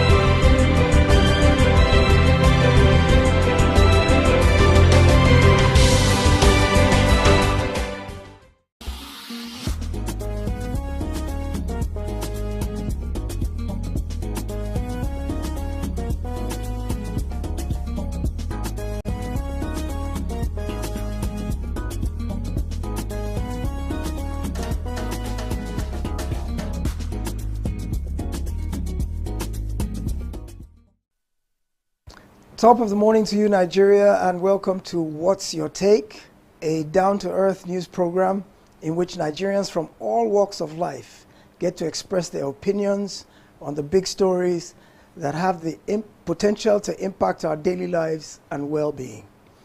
My name is Dayo Akintobi, and I will be taking us through those stories that made the headlines this past week. Well, as you all know, this last week was a week of queues, a week of extensions, and for the first time in a very long time that I can remember, this past week was one where the naira was much more sought after than the dollar. Can you imagine that that would ever be our situation, that the naira is actually of more importance to any Nigerian than the dollar? And that's essentially what we had this past week. So let's get into the program this morning. With me this morning is our newscaster, Yetunde Afolabi, who will be telling us all about the big stories we'll be discussing today. Good morning, Yetunde. Good morning, Dayo, and a very good morning, Nigeria. Yesterday was quite a topsy-turvy week for Nigerians, what with queues all over the place and politics taking center stage. Yes, indeed, Dayo. It was very much a busy news week across all sectors of our daily lives in Nigeria.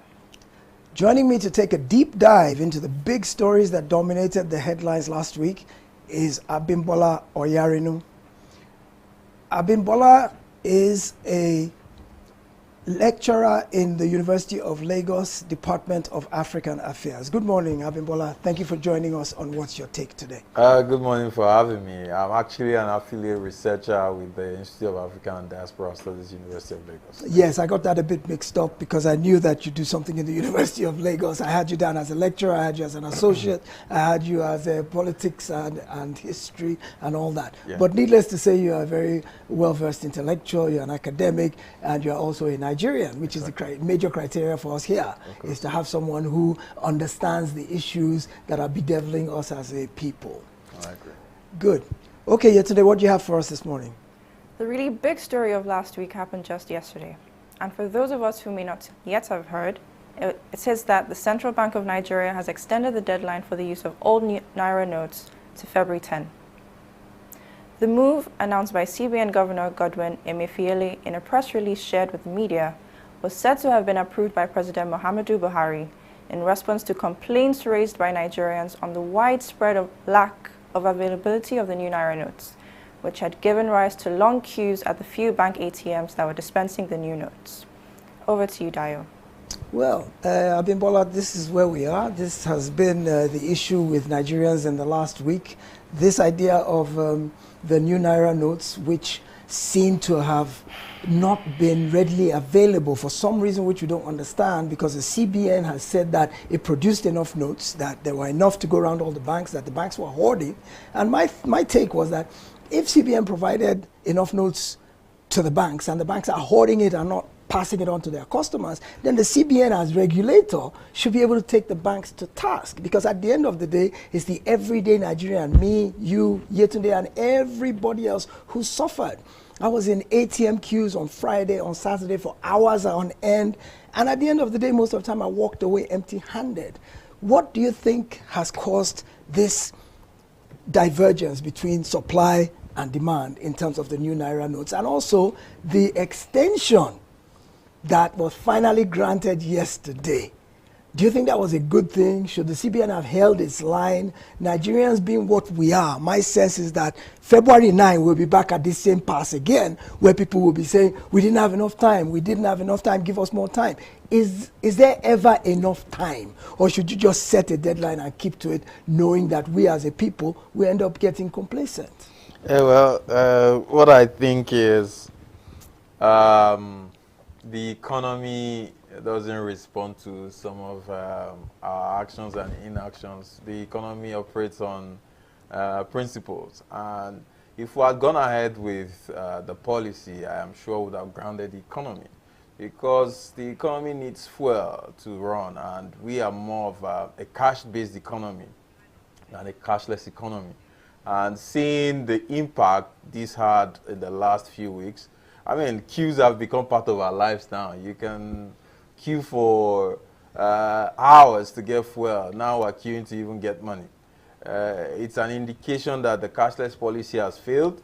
It's an indication that the political decision to change the naira impromptu has affected the economy badly. And I think we do not learn anything from history. That's why we keep repeating the same mistake. Because I tell you, we have been using economic and structural issues to settle political scores. You remember that the creation of states in Nigeria in the first place was a political decision that grounded the entire Nigerian state, that grounded the structure that the Nigerian state was built on. Now we're here again to solve a political problem, people that should be in jail, people that should, be prosecuted for flouting rules, for hoarding cash, because we do not want to directly go for them, all Nigerians must suffer. How did it get here in the first place that people now have more money at home than banks? This is an anomaly in the system. Rather than plug that, we had to, go for currency change. Yeah, it's not like the currency change itself is a bad decision, but it was not properly planned, because I am sure the idea just came up, as a way to plug the issue of vote buying for the election. Exactly. Yeah. So it was purely a political decision that has affected the economy badly. And as you know, politics will always respond. Politicians have contact, they have networks, and I'm sure they are using their networks in the banks to frustrate the policy. So, but as a policy in itself, are you saying that the infrastructure is not robust enough to make this workable? I heard you say we're not ready for a cashless economy, we're a cash society, but we know that the way of the world now is moving towards cashless, is technologically centered and focused. Cash is expensive to print, to maintain, to distribute, and of course, there's a lot to be said for going cashless. So the policy in and of itself, was it wrong for this environment, or is it simply the implementation that was poor?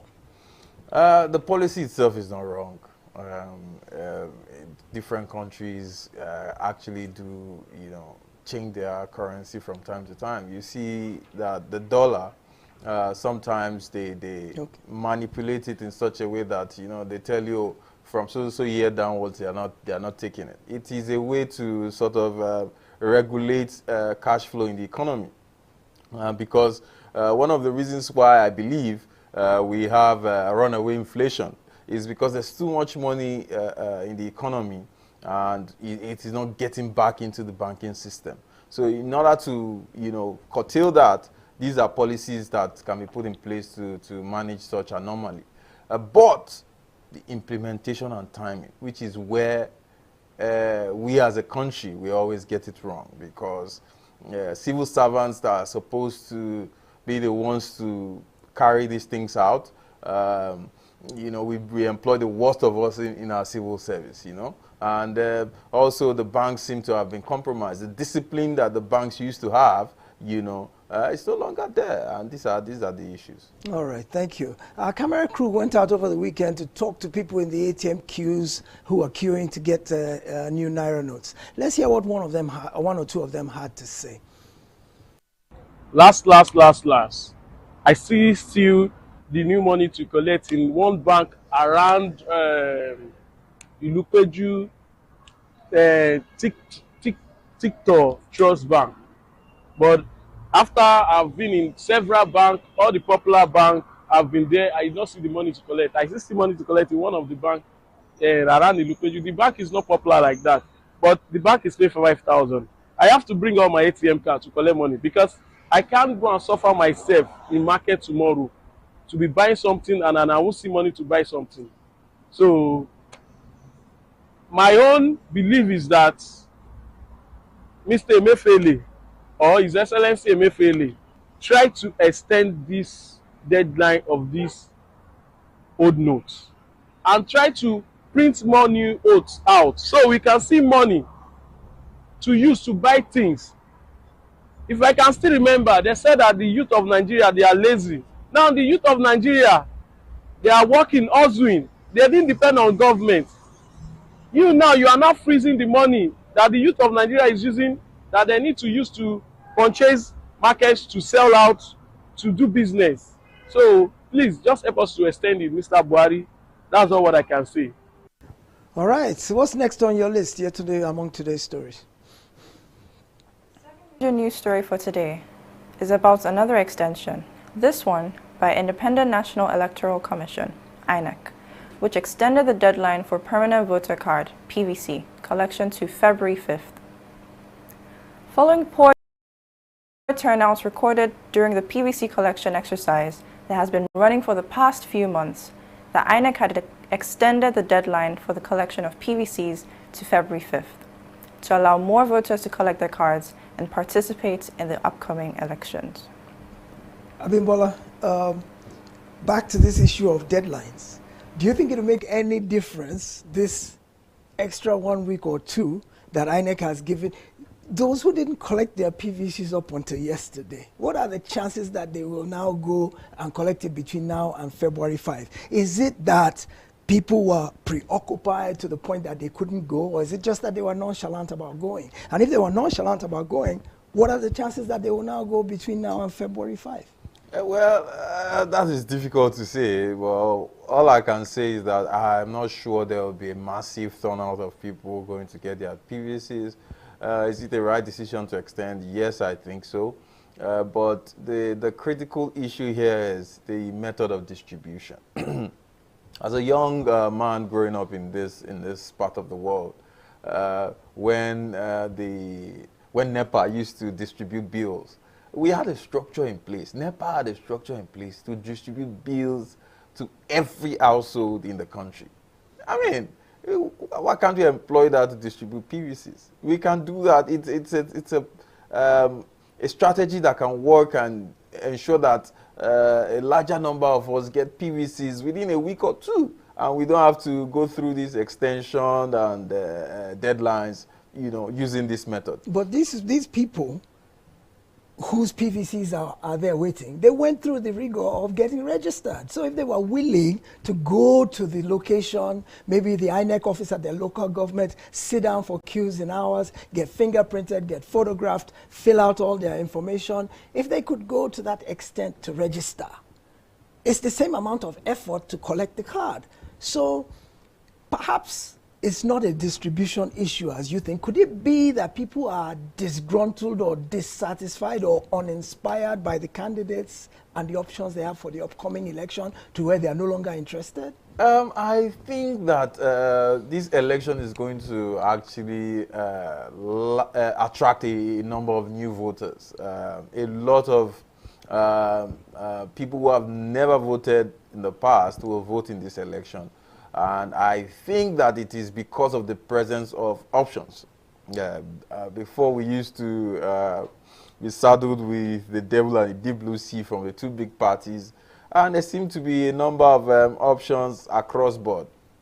And a lot of people have generated interest as a result of that. And that makes our election a lot more robust, which is a good thing. But I think the exodus to get PVC, we've seen the best of it. I don't think there will be any massive turnout to get PVCs anymore. But a lot of people will still have the opportunity to actually get their PVCs, because some people did not get their PVCs because they were not interested in getting it. It is because of the rigor, in the process of actually getting the PVCs in the first place. When I went to get mine, I spent hours. So some people do not have the time, and for some, they think it's a worthless exercise to spend all the hours, to get it. But I'm sure with reduced queues at the PVC points, a lot of people would actually go out to get it. Okay, so the way you look at it simply is that if the distribution process is simplified, a lot more people will pick these cards up. So maybe it's a piece of advice to INEC. The entire process actually can be made simpler. You see, from the registration point to PVC, the process of registering your PVC, they've made that easy, because you can be in the comfort of your home and just do the registration. You saw that a lot of people registered. Collection of PVC can equally be simplified. Then the elections, I don't know if we still have to register and go back home and come back to vote, but I think that has been corrected. You see, all of these things tend to disenfranchise a lot of Nigerians, and that in itself is anti-democracy. Yes, okay. We'll see how it goes between now and February 5, and hoping that a whole lot more people will pick up their PVCs to give themselves an opportunity to participate in the upcoming elections. Yetne, what do you have for us next? Our next news item for today is the declaration of the Osun State Governorship Election Tribunal that immediate past governor Boyega Oyetola of the APC won the election. In a 2-to-1 split decision, the tribunal found that overvoting occurred in 744 wards across the state. After deducting that the votes illegally cast, Oyetola was found to have scored the majority of lawful votes of 314,931 against Adeleke's 290,266. The tribunal that instructed INEC to withdraw the certificates of return issued to PDP's Ademola Adeleke and presented to Oyetola. Abimbola, this has BVAS written all over it. Did BVAS fail, or did BVAS actually help to expose this discrepancy? Because you know, BVAS has been, this notion of using technology for the election is what has inspired a lot of confidence in people about the prospects of a free and fair election in Nigeria for the first time. That will have a very clean election. And a lot of that confidence revolves or pivots around the notion of this BVAS, that the BVAS will ensure that any voter who presents himself is who he says he is, and it will accredit the fact that the PVC he is presenting is his PVC. So number one, it eliminates the fact that somebody else can vote for you. It's supposed to eliminate the fact that you can vote multiple times. It's supposed to eliminate the fact that you can vote without being accredited. So what now happened? How did overvoting occur? And don't get me wrong, it occurred on both sides. The only thing about this decision is that Adeleke's group or his supporters were found to have overvoted more. Oyetola's people overvoted as well, but theirs was less. So by the time they recalculated the numbers, Oyetola now has more votes than Adeleke. So does this mean BVAS failed? Or was it BVAS that helped to actually highlight the discrepancy? Are we in trouble with the upcoming election? You see, there is no perfect system. BVAS is a new technology that we are trying to understand in this part of the world. Osun elections, I have presented a lesson for INEC, and I'm sure they are working on how to plug some of the discrepancies noticed in the Osun election. However, it's unfortunate that the judiciary has come again to actually decide the fate of our democracy. It is very unfortunate that we have to get to the point where people's votes are not what decides who become what. It is the judiciary's injunction that, you know, eventually picks the governors of different states and sometimes even decide our political leaders. But isn't the judiciary doing us a favor to ensure that it's who we actually voted for that's going there? Isn't that what the judiciary's job is to do, is to ensure that the truth prevails? Well, let me talk like the common man on the street, and I will say, are we sure that there's justice in the judiciary? You know, these are issues. When the judiciary starts to decide who gets what and how, it is an affront on democracy itself. It is the people that should decide, and when they vote in an election, you see, how did we get here in the first place?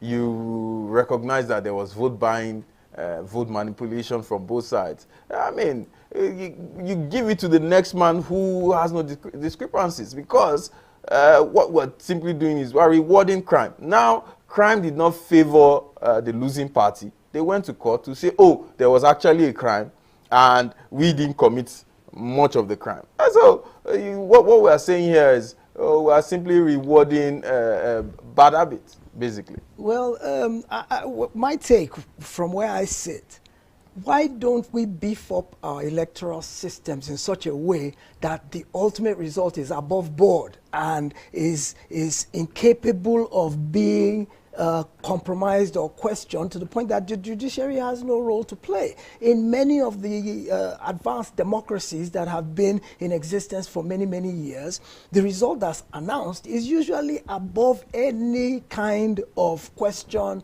or any kind of reversal. And ultimately, that's what I think we should look at, is how do we get INEC and the electoral process to beef up the systems in such a way that it will be clear who won. It We're will be above question. We're already won. getting there. Technology is the way to go. Yes. And we're beginning to deploy technology to actually help us conduct our elections better. I am sure one of the reasons why it was easy for the tribunal to actually say, oh, this was what happened, was because of technology. Yes. And by the time politicians understand that it is no longer business as usual, yes, they would, pay more attention yes, to winning legal votes than for duplication of votes and vote buying and all of that. Yes, indeed. Thank you. All right, Yetunde, what's your final story that you have for us today? And our final big story for today is a really sad one that occurred yesterday, in which a container truck fell on a commercial bus at Editorial Bridge in Lagos, leaving 9 dead and 1 rescued alive.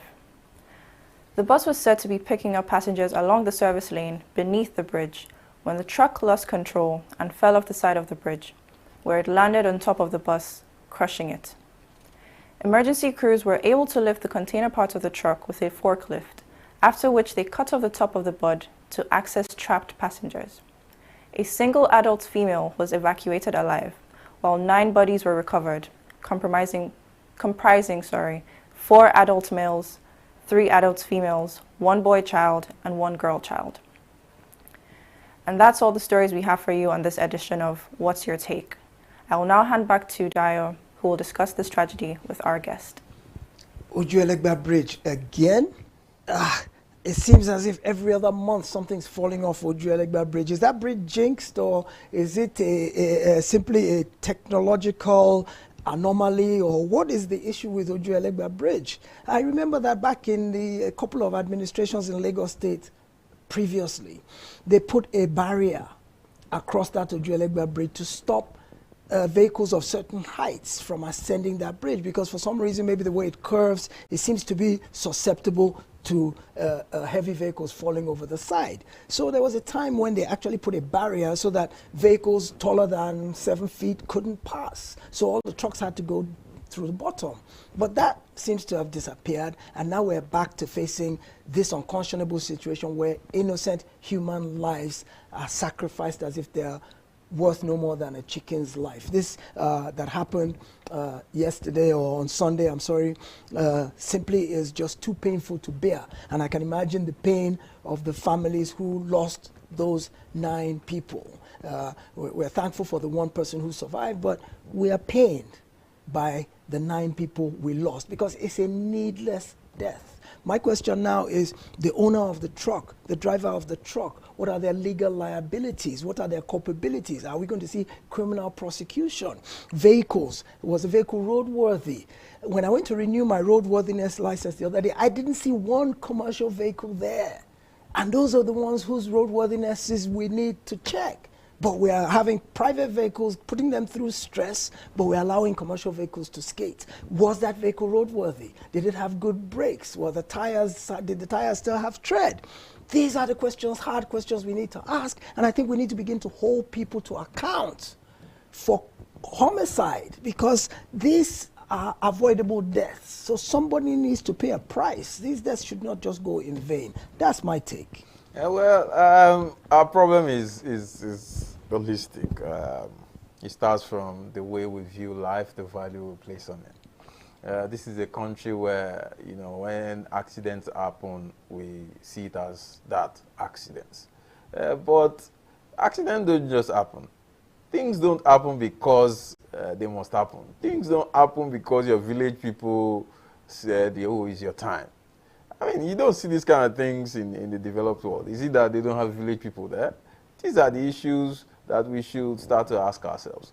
By the time we start to hold people responsible for avoidable deaths like this, we would not see a change.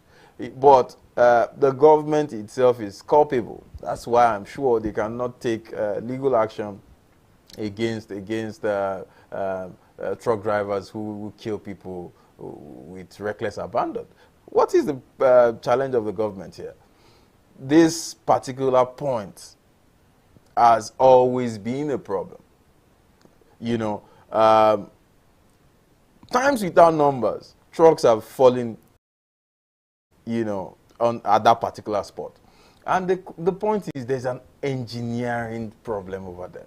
There are two key spots in Lagos where you have these issues. Otedola and Ojuelegba. Yes. So are we saying that the governor of Lagos, former governor of Lagos, Ambode, wanted to actually bring down that bridge because of things like this? You understand? And we have not looked at why these things are happening. This is the only country where we do not set up inquiries when the common man is involved. But if it's the politicians, they create committees and all that.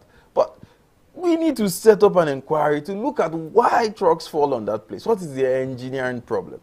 Then we now consider if, because the Speaker of the House of Rep actually said, because this is his constituency, he said that the trucks should not be allowed to pass the bridge. They should pass underneath the bridge. That is going to come with some traffic challenges too. And you see that the people will quickly forget the 9 people who have died, because, I mean, we don't place value on life here, and would say, oh, let them pass the bridge. But there is something that we can do to actually curb that in engineering-wise, and that is to relay that place. The vibration that these cars,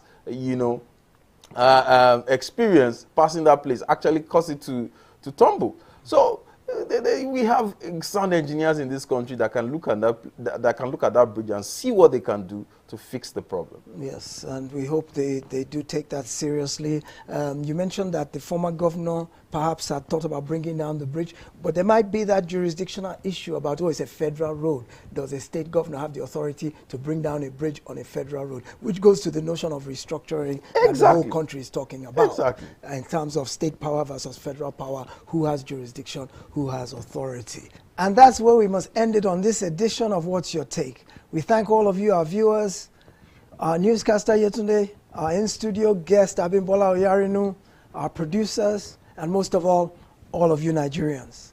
We also ask that you like, share, and subscribe on all our social media platforms showing on your screen, or go to our website to find out more. I am Dayo Akintobi, and thank you for watching today.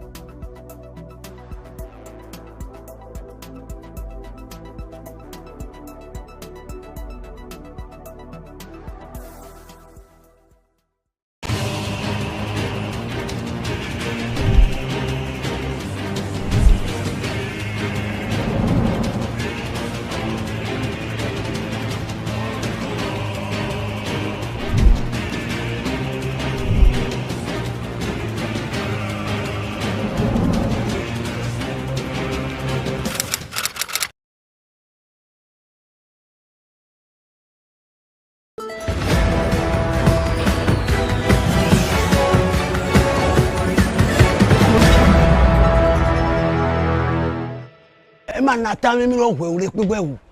Emma nata mi no hwe de pe wa wo lole bile ko yen re. You know go mi yan na dran de uga. Lo wo lo iku do re. We no mi do ohun lo do wa do lo. Ohun lo wa. We want to beg the government to talk to Femi Adelaja. When he's coming here, we bring the white boat, that the last one boat, will come with it with many soldiers. Nobody can near the boat. So we are only begging God to help us. Look at Torubami. Torubami, they just wake up in a day and start pursuing them up and down. They even promise them that don't worry, we settle you in another community. Torubami people, they are in Makoko community when they pursue them away. Ikate people, they are in Makoko community. Bariga, they are in Makoko community. Now the government and the developer again, they came in that they want to collect Makoko away from us. If you are a landlord, you show your first data like this, they will start tormenting you that they will be putting fears in your body, they will kill you so that you will not be able to move front, to come and push them away.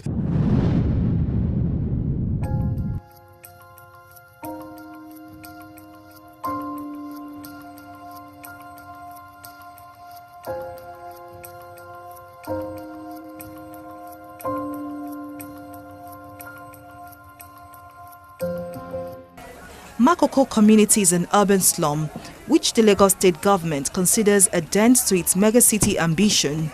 The government wants to relocate and resettle the people of the community so it can redevelop the place. But the terms of relocation, resettlement and compensation are not clear.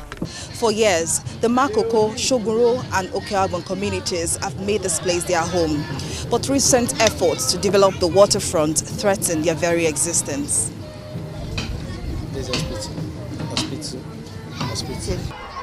So where exactly does the government plan to relocate the locals? What happens to the fishing community? And how does a mega upscale property solve the city's housing deficit? TV360 Nigeria launched an investigation into the redevelopment plan of the Lagos state government and sought to find answers to these questions.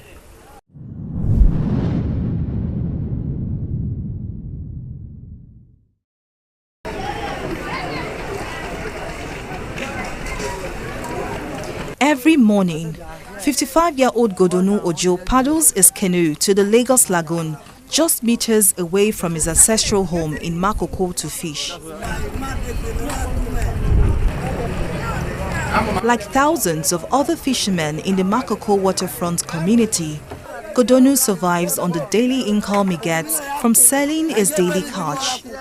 But the reclamation activities of the Lagos state government, in partnership with a private developer, FBT Coral Estate Limited, threatens not only the livelihood of Ojo and other local fishermen here, but also their homes. I'm a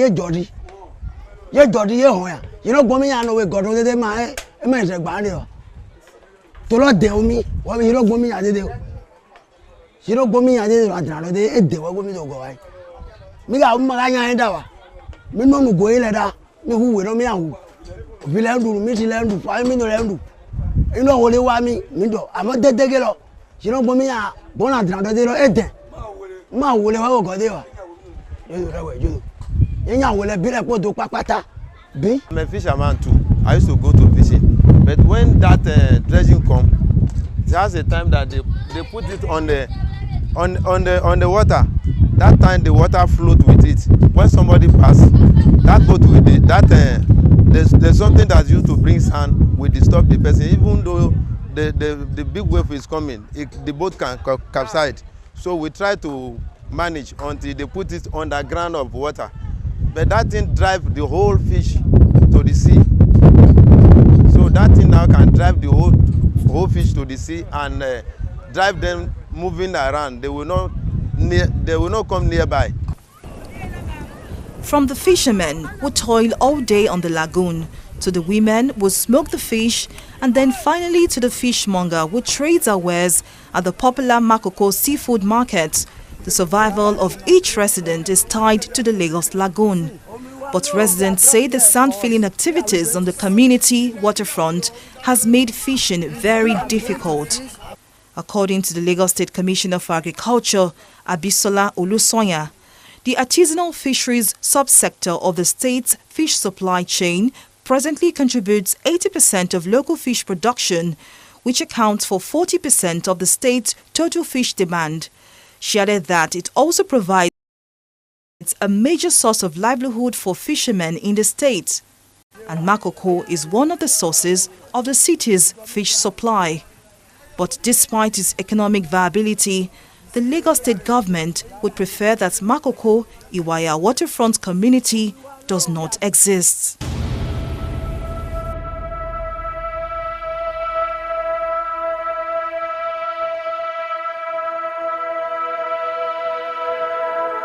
Rather than cars and motorcycles, canoes bump into each other here in Makoko, an informal waterfront settlement in Lagos, Nigeria. It is often called the Venice of Africa, but its floating slum status where thousands live in wooden houses nestled on stilts in deep murky waters tell a different story. The multicultural nature of this riverine community reflects in the language, majorly Egun, Yoruba and French.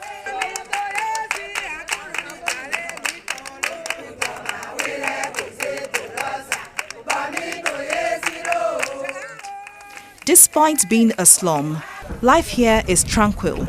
Residents engage in routine business activities, offering various forms of services such as grocery shops, door-to-door salesmanship, canoe manufacturing workshops, and even schools that cater for both English and French-speaking people. What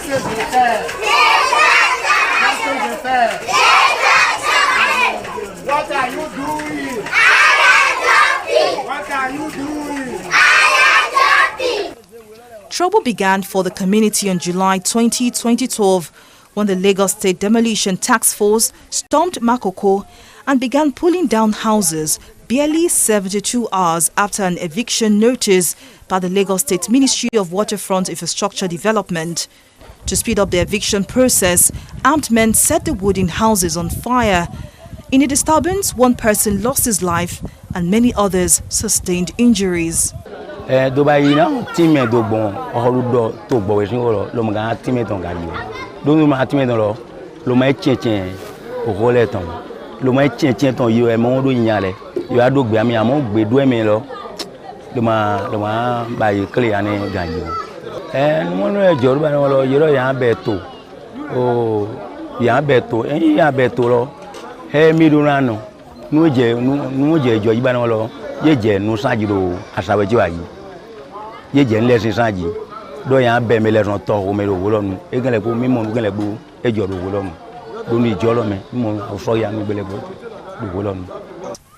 Again in 2020, the Lagos State government announced the reclamation of 54.58 hectares of Makoko for redevelopment by developer FBT Coral Estate Limited.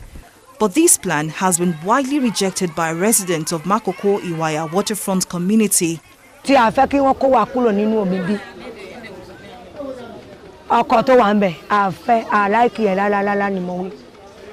Torí bó ṣe wọ́n ṣe fún gbogbo wa àwọn èèyàn wa bó bá ṣe díẹ̀ díẹ̀ nísìn wọ́n á kó wọn kúrò wọ́n ní níbi kankan fi sùn sí gbogbo wa nìkan wà nínú bùté wà nínú ọkọ̀ bó bá níbi kan á sùn sí kò dáa àlọ́mọ wẹ́wẹ́wẹ́ ọmọ pọ̀ mo fẹ́ afẹ́ kó wọn sí àlè kúrò ń bí but bí ìjọba fẹ́ tún àwọn sùkúù ṣe fún àwọn ọmọ wa ó dáa.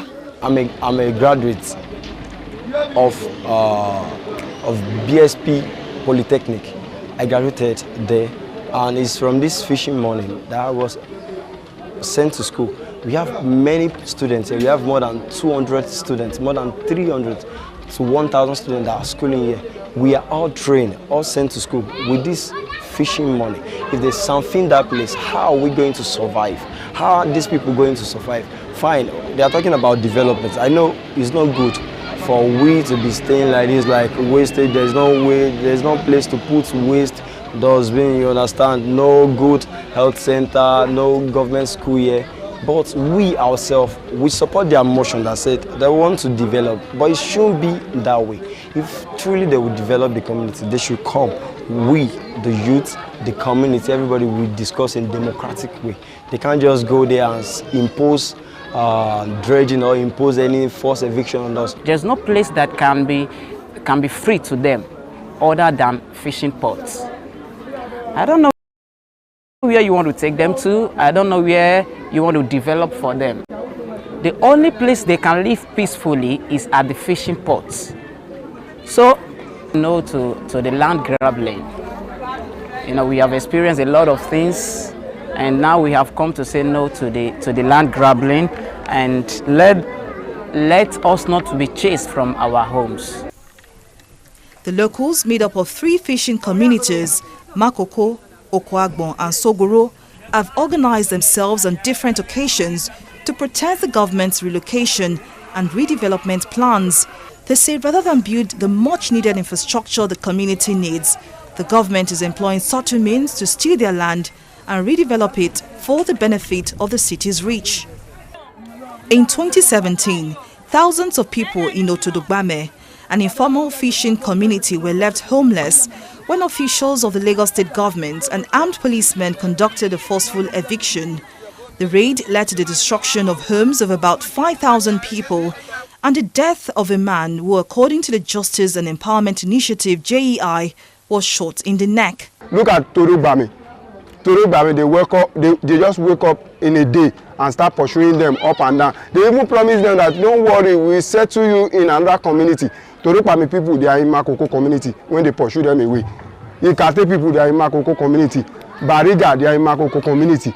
Now everybody now in Makoko community, all the people you have chased away, you have promised to relocate them in another community, which you didn't even do. And you now chase them to, they run into Makoko community. Now the government and the developer again, they came in that they want to collect Makoko away from us. These particular people are the people that spoil Otodogbame. They went to Otodogbame.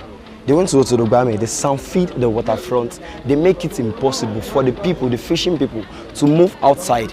Since they can't move outside, they use the sound to block the waterfront and then wage war on them, calling the touts, the police, without informing the governor.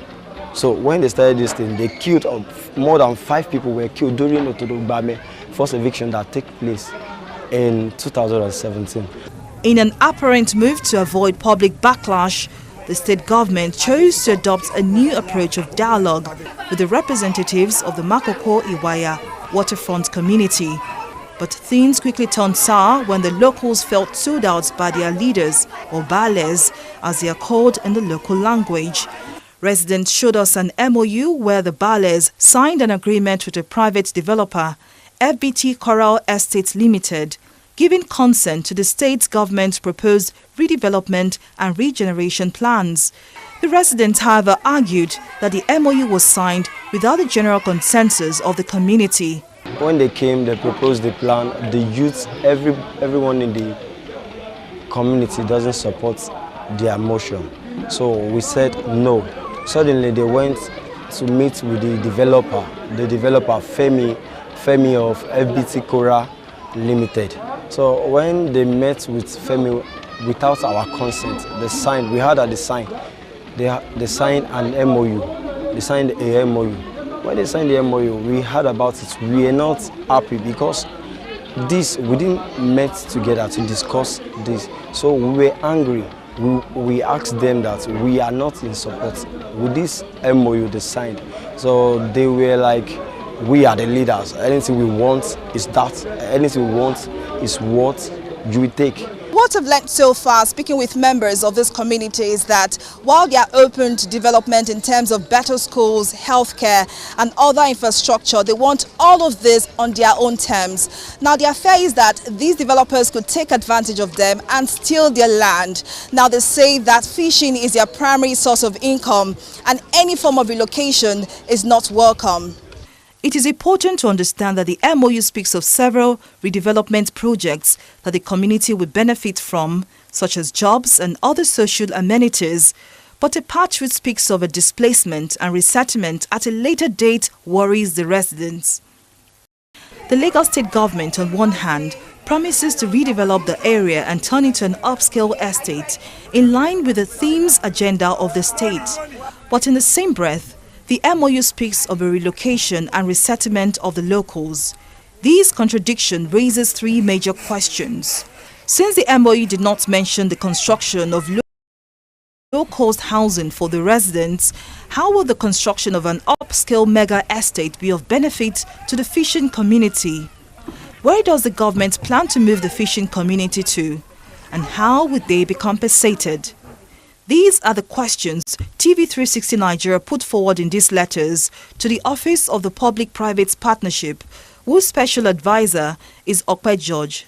The Lagos State Ministry of Waterfront Infrastructure Development, headed by Ahmed Kabiru, and the Lagos State Ministry of Physical Planning and Urban Development, which was headed by Salako Idris at the time of this report. Sadly, all attempts to get a response from these three agencies, who play vital roles in the redevelopment plan of the Makoko Iwaya waterfront community, have been futile. After an initial cancellation of a scheduled interview by the Special Advisor to the Office of Public-Private Partnership, Okpe George, we finally got a response months into this investigation. In a signed letter, the Special Advisor gave vague assurances of the state government's resolve to work in partnership with the locals.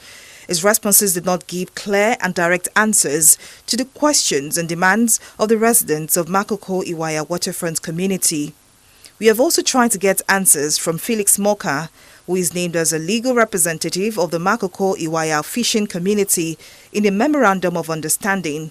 All calls to his numbers were unanswered, and he did not respond to his text messages. Despite several protests, reclamation activities on the Makoko waterfront continues. As you can see behind me, that's a dredging machine set up by FBT Coral Estate Limited to reclaim more than 50 hectares of land off the Makoko waterfront. Now, fishermen say the dredging activities, as they call it, has made fishing quite difficult. While the questions of the residents of Makoko Iwaya waterfront community remains unanswered, the sorry state of housing deficit in Lagos is better explained in these numbers.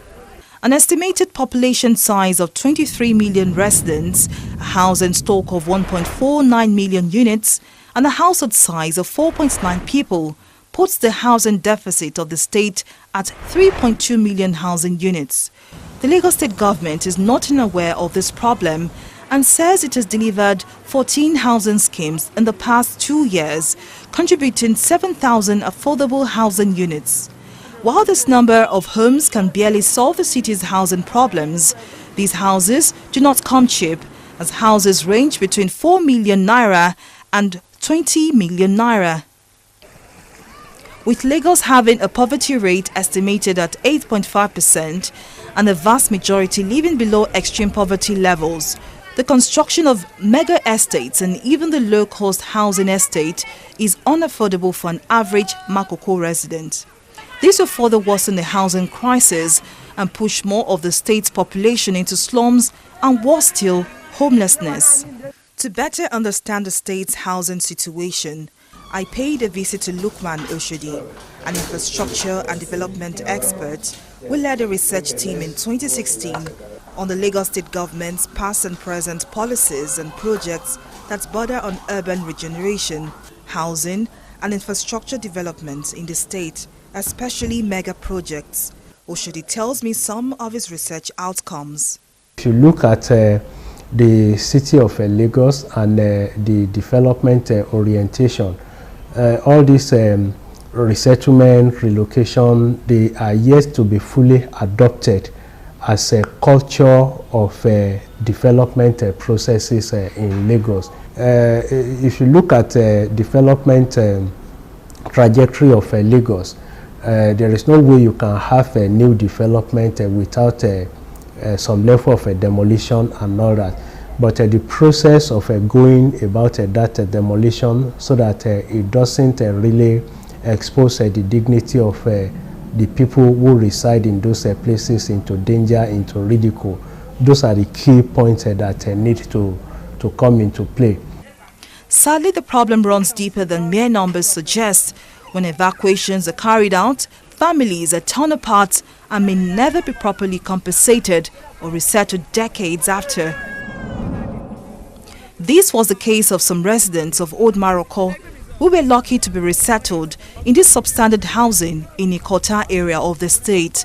Now 70 years old, Roselyn Odimoko was a young mother and wife in 1990 when she and her husband lost their homes when the then military governor of the state, Raji Razaki, ordered the forceful eviction of more than 3,000 residents of Makoko.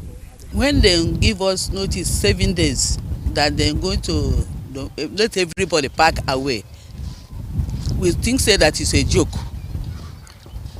Before the 7 days, they bring bulldozers, soldiers, surround all the whole Morocco.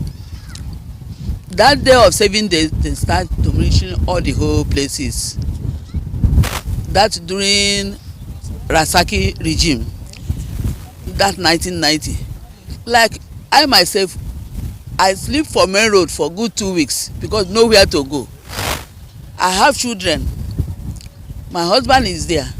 Many people, we don't know where to go. 7 days notice to go out is how Morocco. Some people are sleeping under bridge everywhere.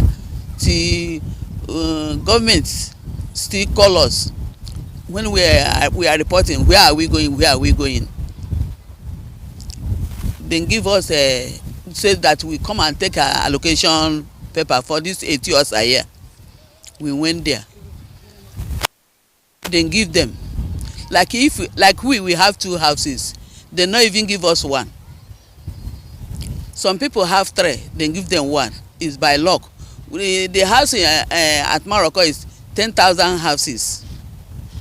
But the people they locate for this place, both Jakonde and this, it's not all to 6,000 or 5,000. You see, when this thing happen, then give us allocation paper. Everybody comes to find the zone house here, and when we get, some people get the place, they enter. When that time there is no window, it's uncompleted building. Yeah, there no window, no door, no nothing. Like this bridge now, many people die because nowhere to hide themselves. Before we use zinc and everything, putting for the doors and this thing. After then call us again for roofers. Even they give us paper for the roofers for doors and the roofers, and we take it and come and fix it by ourselves. While the eviction has been described as one of the largest forced evictions in Nigerian history, the people still face a threat of losing everything as land grabbers and encroachers threaten them daily. February this month, we just say, this year, we just say caterpillar just coming. They bring sand, fill all these places. When they break, they will continue fill. When they break, they fill. When they break, they fill. We go and meet them and say, who send you this work? Because we know because they have gone and this OPC people. And then we cannot go and meet them. We send people go and meet them. Where are you coming from? Who send you? They say they want to develop care. If you want to develop, not be develop. If you never see us, why you say you want to develop this place? Nobody against developer. The only thing, if you want to develop, you have to come to our community and ask us, say, what happened? This is our landlord or this is the landlord. Well, we don't discuss with you, just continue to break our house. We just begin the drag. After when we drag, they don't give us any results. We have to go back. We go to, during that time, there's a one court when they go for Yaba. We went to the court. We complained. They said we should bring our allocation paper for court. We submit all our allocation paper. Still, they not. We tell the court, say they are breaking the house. Let's give us stop those people for us, Joshua. They say no, they cannot stop.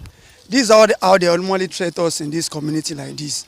You see these people you are seeing there, so he's accusing the landlord association. They are the land grabber and they are the agent of the land grabber. They are working for Manuel Eberu and they are working for Yemi Idowu, which is the Aircom owner.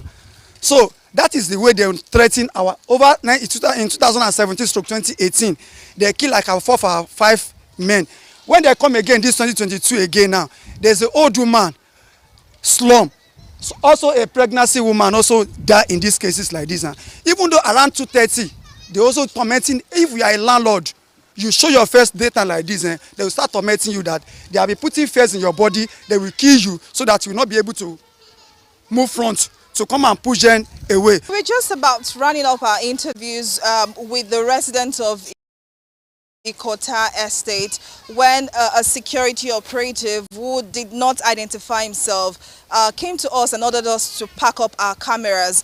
He also accosted some of the residents. He said they encroached on the area, and he also threatened to identify them and deal with them if they do not leave that area. He was also seen filming some of us and the residents to leave.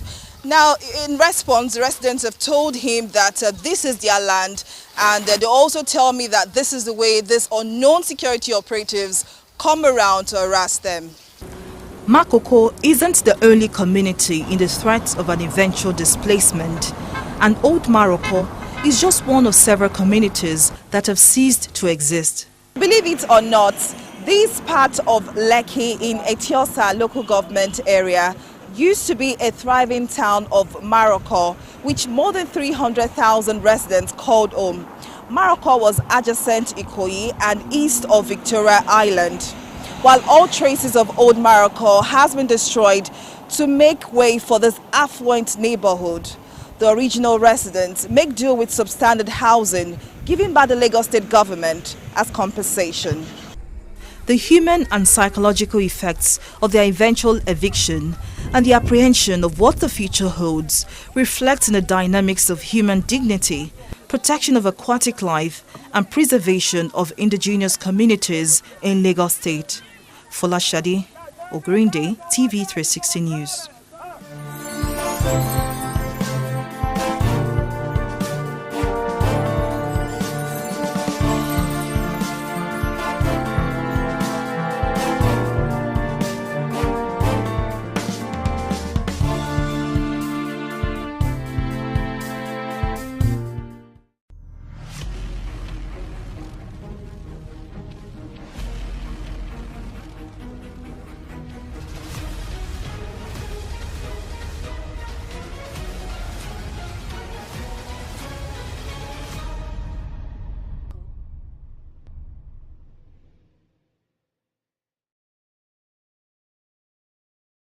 COVID-19 is an infectious disease caused by a new coronavirus introduced to humans for the first time.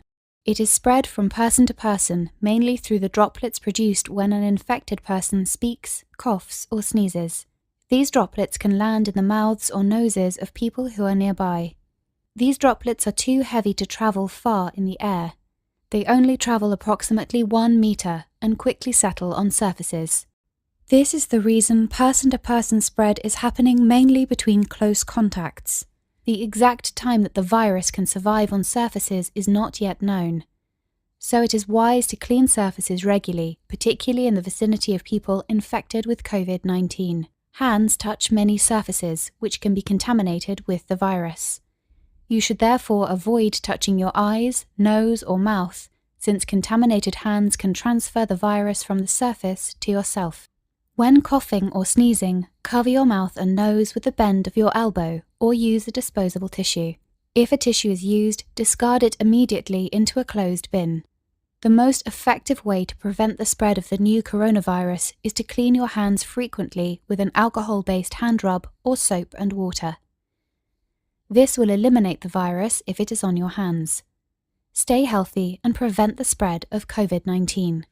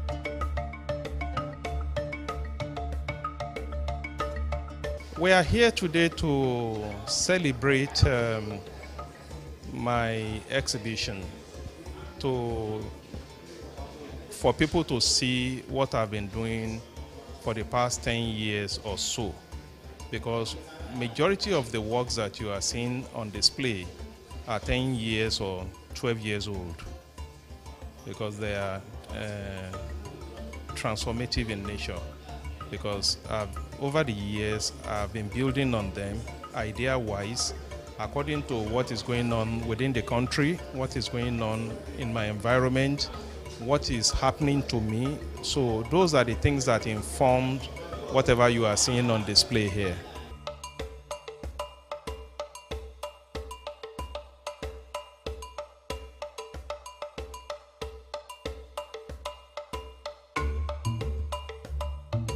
The exhibition is more or less like the artist is doing his birthday, whereby people will come, wish you well. Some will come, pass one or two comments, compliment-wise or the otherwise. But majorly, exhibition in the life of an artist is more or less like an exposition, whereby people come to see what you have been doing over the years, and they want to interact what they are seeing. Probably that will inform some questions, reaction, observation, and reservation.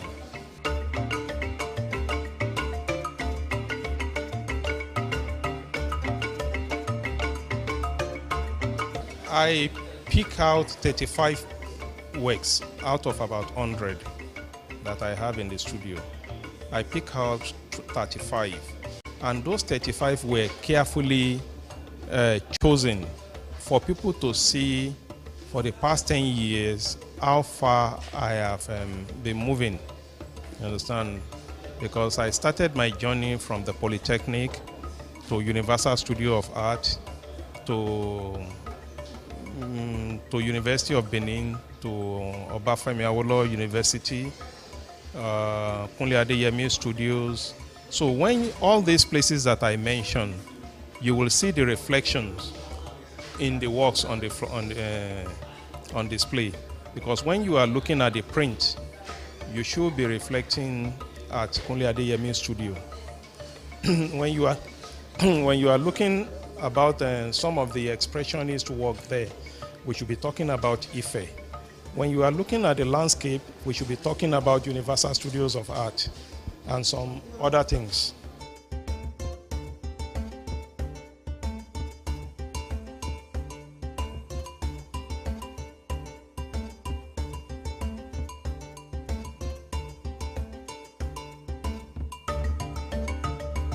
It is not an easy feat, but the truth of the matter is this. As an artist, let me take it from this angle. He who God has given talent, God has given problem. Every artist will face one challenges or the other, especially when you are at the point of a creative, when you are creating the work. Creating the work is one thing, but when the idea hits you, how do you bring it forward? Bringing it forward is always a challenge. Most of the time when you visit the artist studio, you see piles of works that are unfinished. Not that the artist cannot finish them, but the original ideas that the artist is having probably is unable to connect or reconnect with it. So that is the reason why every artist will have one challenge or the other, especially in the area of bringing out your ideas. The area of the fund, materials, everything, that one is a general thing for everybody. Because for the artist, you have to source for your materials. Me as a painter, I have to look at the reactions of my materials, the colors, and every other thing. For the sculptors, they have to look at the materials they are going to use. Is it going to be wood carving? Is it going to be cold cast? Is it going to be bronze or any other thing? So we have challenges here and there. On the other hand, some artists, they have studio challenge. Where are they going to work? Probably the studio is not big enough. The studio is not conducive enough. For an artist, the challenge is very, very diverse.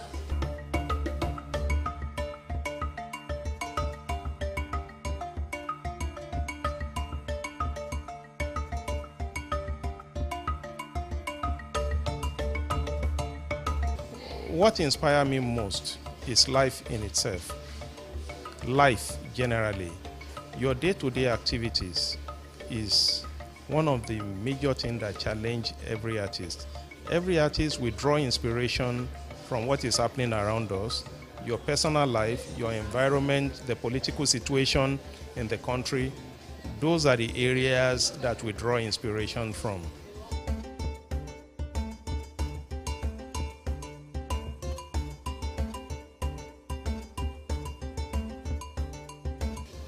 This is more or less a surrealistic expression of me trying to look at what is going on in the country.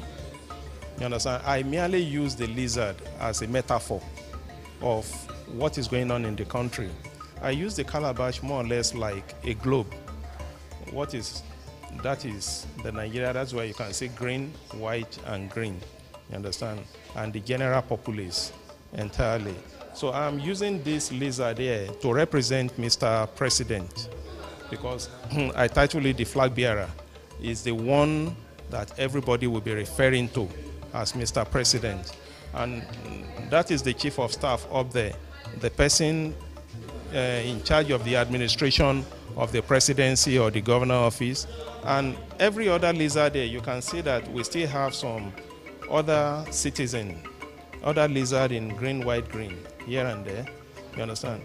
And you see other lizard clouded in flag of other nation. This is Israel, this Germany or so, this is France, this is Brazil, this is Ghana, UK, China, sorry, this is Japan, and that is China.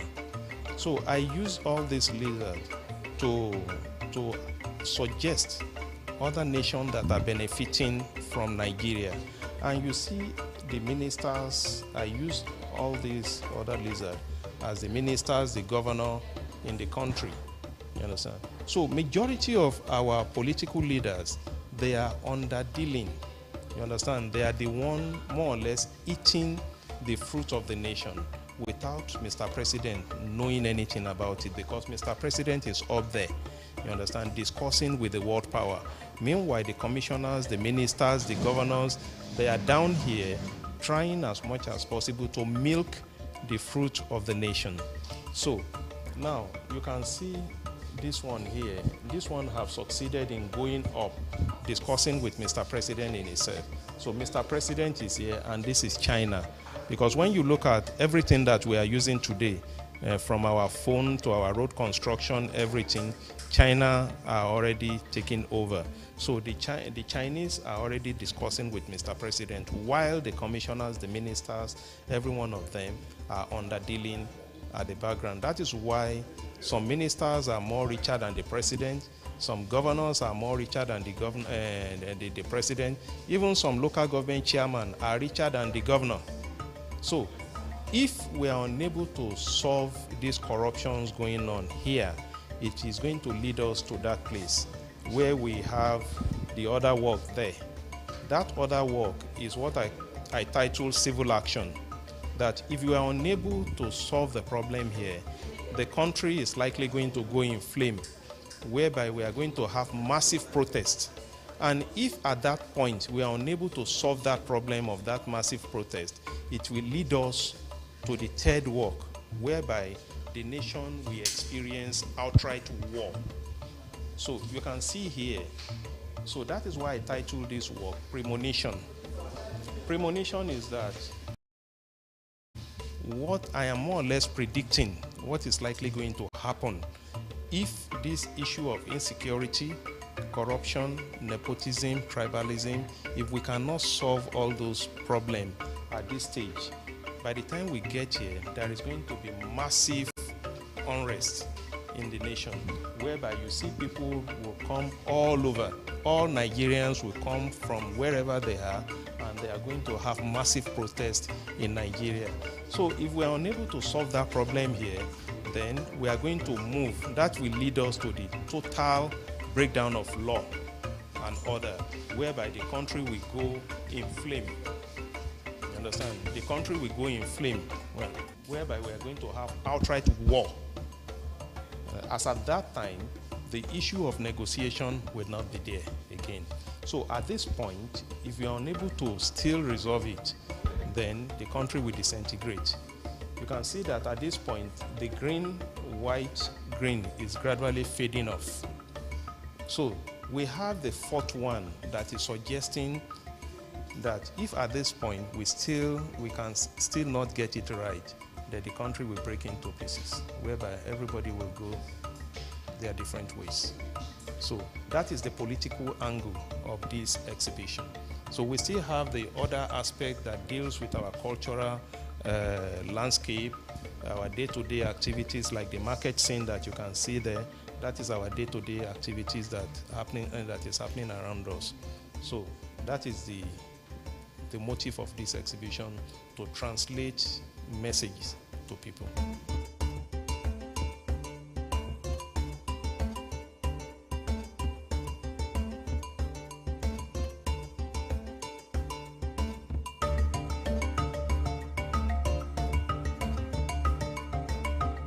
Possibly, the artist might not have the right words to really categorize himself, to really explain himself better than those people who are really looking at them. The artist have done his job. It is left to the journalists, the writers, the art historians, for them to digest it and bring out whatever they think they are seeing. So for any artist to critically analyze or want to explain all that he has done, he or she will be doing a kind of injustice to him or herself.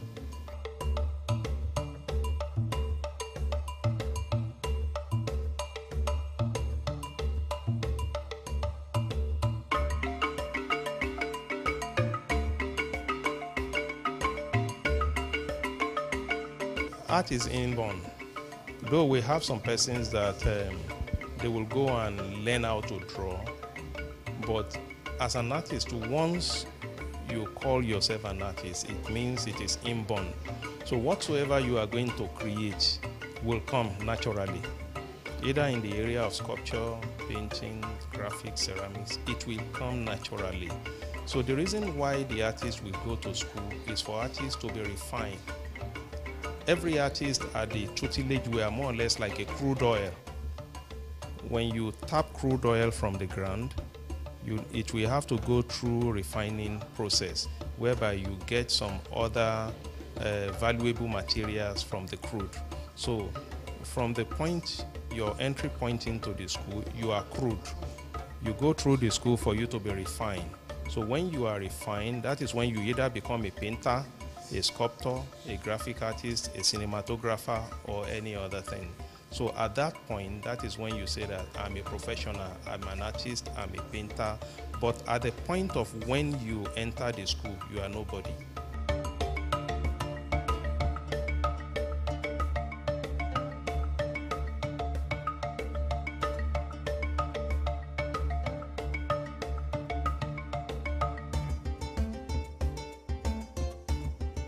How did I start painting? The journey was rough.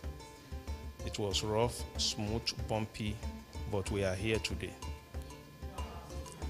I just want to cut it short.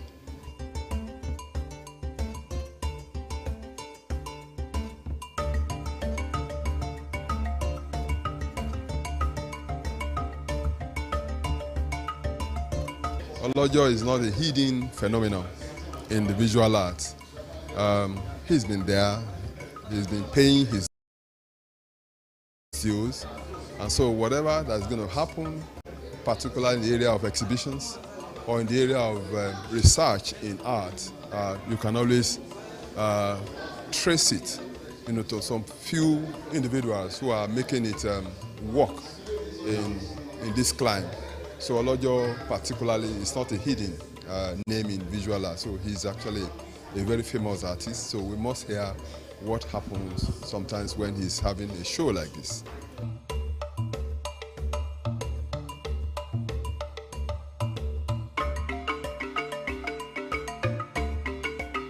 I have seen, just like the title of the exhibition, Entreaties, I have actually seen him breaking boundaries into the areas of paintings, we have media, mixed media. From the title of the exhibition, Entreaties, he has actually entered into so many areas of visual arts. Printmaking, deep etching, painting, mixed media, and of course almost a three-dimensional work in just one exhibition. So you see a body of work that is very rich, and the subject matters are very, very contemporary, and of course they're very cultural. There are things that are in this environment, they live with us in the environment, and we take for granted sometimes, but the artist does not take it for granted. And so that is the way this exhibition is. You can actually see the artist that is conscious of lines, the artist that is conscious of the elements of design, the artist that is conscious of the principle of design. So some of these things are put together, and we can actually see that in this exhibition. As a matter of fact, he is actually well cooked. That's what I'm trying to say.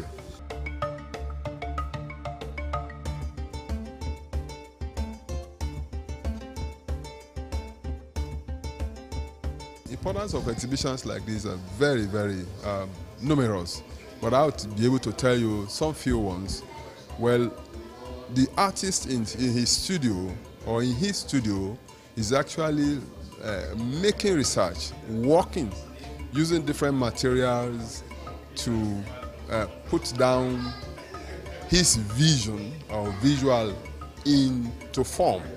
And so importance of exhibitions like this is to show an expose of what the artist has been doing over time. Like I said initially, body of work. So the artist is not a busybody person, but he's actually busy, focused on his work, and from there he's able to, over time he will grow, and that is what we are able to see in this exhibition. So exhibitions like this measure the growth of artists. Exhibitions like this is able to let us know the type of research the artist is working on or he has actually put there. Exhibitions like this propel the younger ones, particularly some of us that are in pedagogy, some of us that are in education. Exhibitions like this propel the students, to be able to see that if a guy is working this way, I think I will do better, or I think I will work harder. So it's actually a form of encouragement, to the younger ones, particularly the students of art.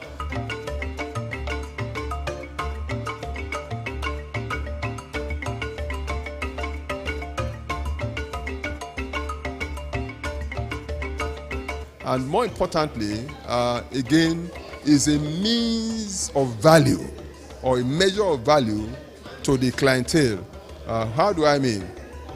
A collector buys your work, you have been able to expose this, and a collector is interested in your work, and at the end of the day, it becomes a value to him. If, for instance, he buys this work in a primary market this way, and then later on in life takes it to the secondary market, it becomes a value, And so some of these things are things that we should be able to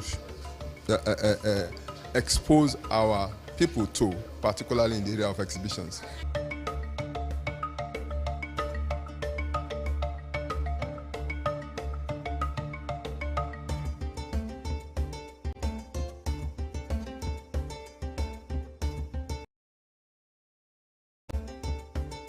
I have actually come and I have seen some good things, some of the standards that Olojo is trying to preach. These are very good standards. 1, the works are of standard. 2, the presentation of standard. 3, the gallery is a standard gallery. And 4, people that I've seen so far, they are actually quality people. We have collectors around here. We have dignitaries, particularly the artists that have actually matured, and we have the emerging artists that are here, and we have the students that are, so it's all encompassing, it's all combined. And so I think it's a successful show in the area of, the viewing public. So it's a good show.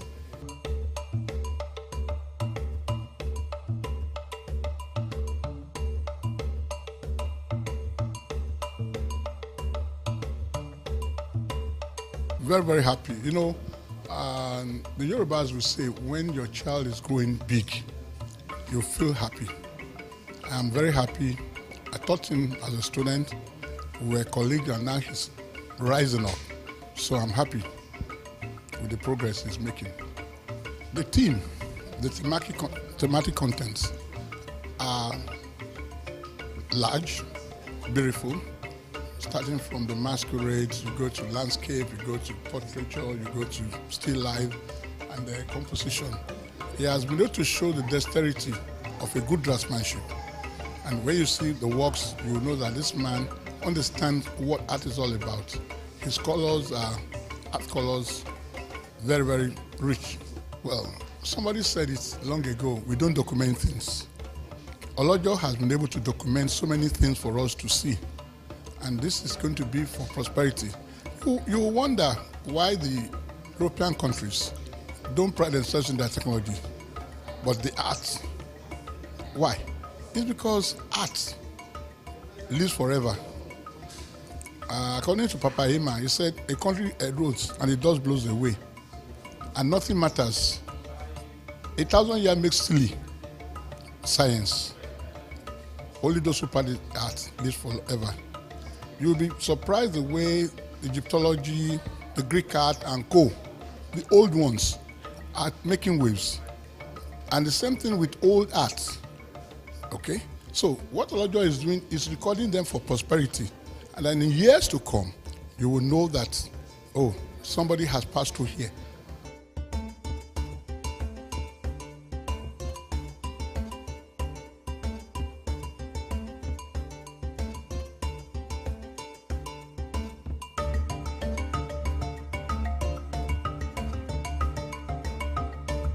I'm excited, really glad, I'm happy with myself that I'm able to make it to this exhibition, yes. Without any doubt, the collections that we have here are a true definition of the several years of efforts that the artist exhibiting, Prince Olojo Kosoko, has put into his exploration of his art. It's a total definition of his transition, yes. Splendid. If one goes round, one could see how much he has evolved over time, and it's quite commendable. I'm impressed, yes.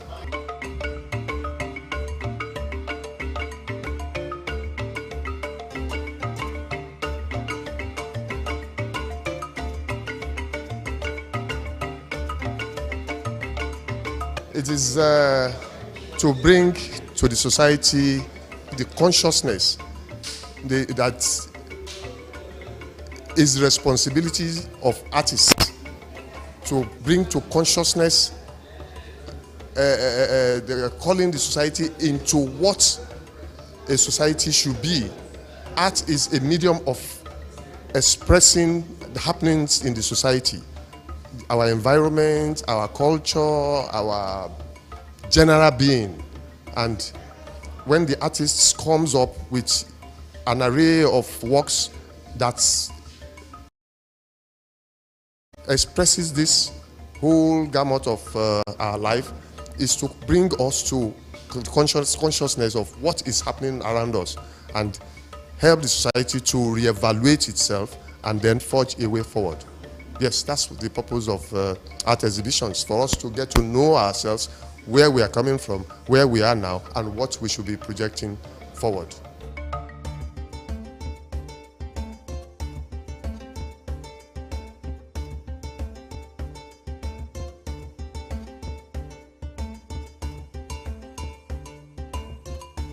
I did IT in his side, like industrial training in his studio.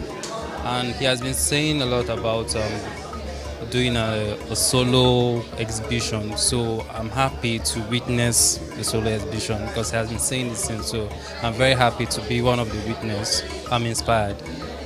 Just one word, I'm very inspired because I see forms, landscape, this mixed media. I'm just informed because he's like exploring he's touching almost every part of this painting, line of painting. So landscape but I really know him as a very strong landscape painter, because Mr. Olojo, when he handles landscape, he just I've been a witness of it. When he was doing landscape painting, he starts a painting from just one theme and he just creates an entire scene just from his head. I don't know how he does that, but maybe through experience and travels and all those stuff. So he's just really good at it.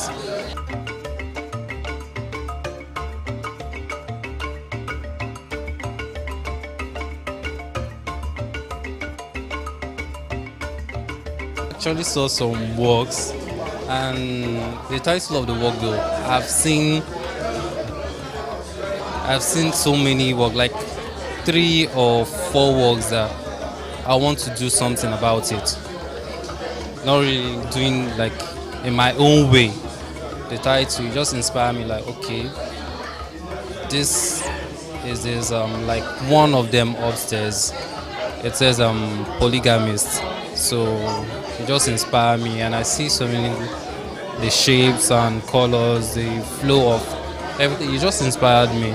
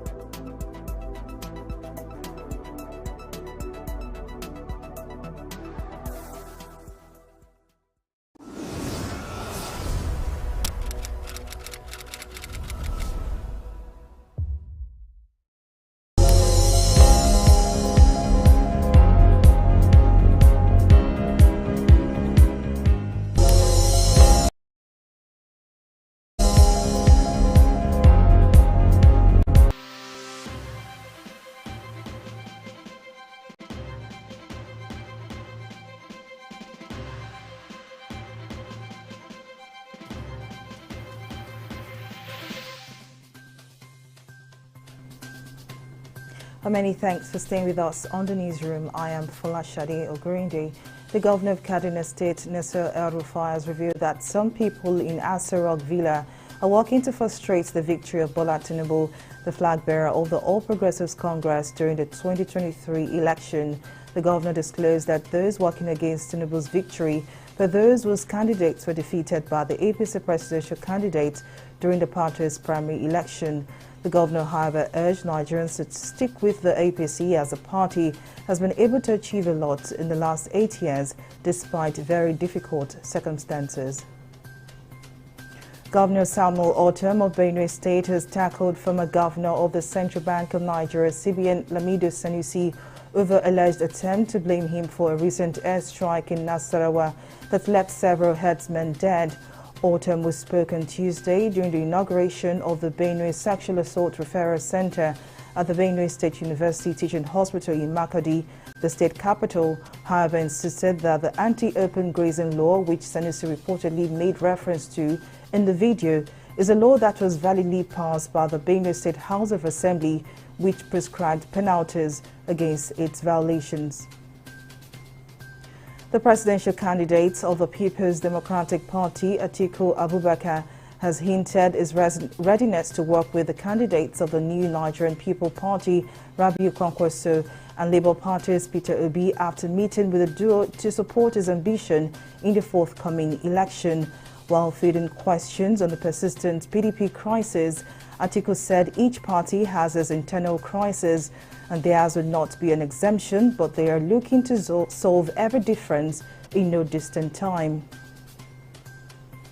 But Japan is quietly experiencing its biggest outbreak of the pandemic as a wave of Omicron infections has overwhelmed its health system this winter and delayed medical care for patients, sending daily deaths to a record high of more than 500 on January 14. Japan's long-standing success in managing the pandemic was underpinned by extensive mask wearing, widespread vaccination, an already healthy population, and easy access to health care. The federal government has approved the registration of the annual Amalgamated Union of App-Based Transport Workers of Nigeria as a trade union. This was contained in a letter from the Trade Union Services and Industrial Relations Department of the Federal Ministry of Labour and Employment. The letter stated that going by the Trade Unions Act, the union has been empowered by law to be able to determine the terms and conditions of drivers working in any app-based transportation company. The United States is reading more than $2 billion worth of military aid for Ukraine that is expected to include long-range rockets for the first time, as well as other ammunitions and weapons. The U.S. has sent approximately $27.2 billion worth of security assistance to Ukraine since Russia's February 2022 invasion. In sports, Manchester United Axel Tuanzebe has joined Stoke City on loan until the end of the season with no option or obligation to buy. The defender left Old Trafford on deadline day to make a move to the Championship club in search of more regular minutes after a return to training earlier in January following a lengthy injury layoff. He last played a competitive match on loan at Napoli in the Coppa Italia back in January 2022. And that's it from the newsroom. Many thanks for watching. I am Fola Shadi. A green day. Bye for now.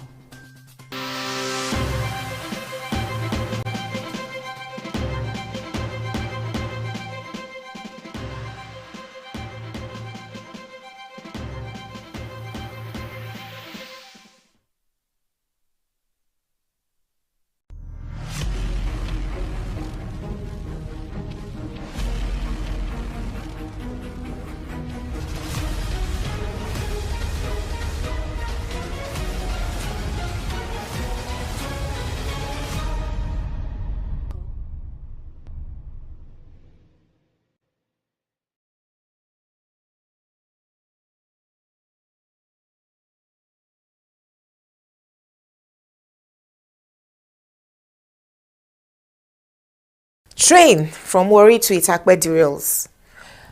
Amongst many other bad news in the last 1 week, I keep on praying may Nigeria never happen to me because I cannot imagine being a passenger on a derailed train. We thank God for all 148 passengers who were unhurt, but the anxiety, trauma, and fear of being attacked in the middle of nowhere, that's just too much of a risk. We just lost passengers last year on the Abuja-Kaduna route and passengers kidnapped in the Edo train station. So much insecurity and confusion on this our refurbished infrastructure. What are other countries doing that we refuse to emulate? But as is our norm here, we will pray. The government will make excuses, blame everyone else except themselves. The matter will become politicized with supporters of the political party in power telling us it happens everywhere else in the world, Or opponents will say it is incompetence of government agencies to reduce these happenstances to the barest minimum. I've spoken about these refurbished locomotive trains and the billions in borrowed money we used for them many times in the past. May China not happen to Nigeria? And how safety measures weren't built into the system from the beginning. You want to install old refurbished trains, yet you wanted a security budget for them approved differently. How? Why? And Minister of Transportation shrugged during the terror attack on the Abuja-Kaduna train last year, like the abductions could have been prevented if only they'd been allowed to spend extra on securing the tracks. Shouldn't that have been a part of the entire project from scratch? A few people suspected sabotage, suggesting people stole parts of the rail tracks. Hence their suggestions that the tracks be electric tracks. Some others were thankful that the tracks weren't electric, which may have electrocuted passengers. I ask, why does everything Nigerian have to be complicated? We're not the only multi-ethnic or multiracial country in the world. Where's the Nigerian dream? Some people are already suggesting that if a new party gets into government, the old establishment will frustrate them. Meaning, like Chibok abductions were used to bring down the Jonathan government, some people may actually sabotage government policies and initiatives just to say, I told you so. This your new president doesn't have the capacity to lead effectively. I shudder. Does that mean Nigeria, as constituted, may never succeed? Several analysts have predicted this, that the current constitution, even though amended, cannot bring development, as different segments of the country want different things. Will restructuring help? So each state can develop at its own pace. Wouldn't that mean many Nigerians will migrate to the states doing well, overburdening such states? Pretty much close to what we see now, with many migrating to the big cities from our rural areas to get a better life. Will Nigeria ever succeed? I know she will. We must agree, and we have to start with a government that will lead the conversation. Don't sell your votes. Every single vote counts. If some people want to be led by religious tenets, let them agree. If others want to be led by justice, equity, and fairness, we shouldn't impose religion on them. Have you collected your PVC? This is the last week to do so. Please check the INEC portal now to be sure that you're not a ghost voter and educate yourself and people around you on how to cast valid votes. What's with our senators voting against the use of biometric machines 1 month to elections? Do these people want the best for Nigeria, or it has to always be about them? For the first time in Nigeria's history, we're going to use machines to prevent and reduce rigging. And a few people who have perpetuated themselves in government are opposing the idea. Nigerians have tolerated Nigerian politicians for far too long. They no longer know that they are public servants. They believe they are our parents because of their ages and the ages of their ideas. 2023 is a turning point for Nigeria. It's not the time to sit on the fence or think politics is not your business. If you're 18 years today, you'll be 26 in another 8 years. Nigeria's next leader will definitely impact your life. It is therefore very important to get involved. It may seem like we've rolled back 40 years in terms of development, yet now is the right time to jumpstart Nigeria and move her forward speedily. There's no time for entitled politicians, selfish leaders, nor a docile citizenry. Nigeria will succeed. You and I will succeed in 2023.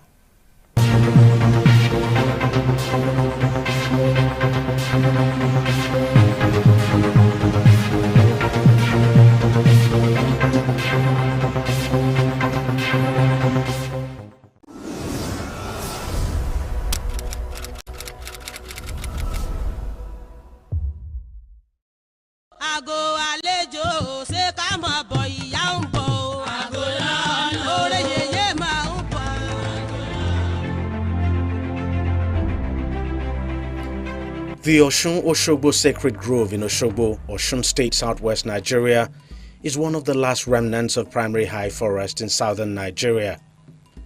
The site, a natural habitat that has been preserved for over 400 years, has served as both a pilgrim point as well as a tourist center for millions of people who visit the site annually to worship and celebrate the Osun goddess that is believed to inhabit the river that runs through the grove, giving the water the ability to heal and grant wishes of its believers. Osun Grove happened to be a site that we all refer to as a living site. It is a living site just because activities that have been carried out over the years are still performed the way it used to be then.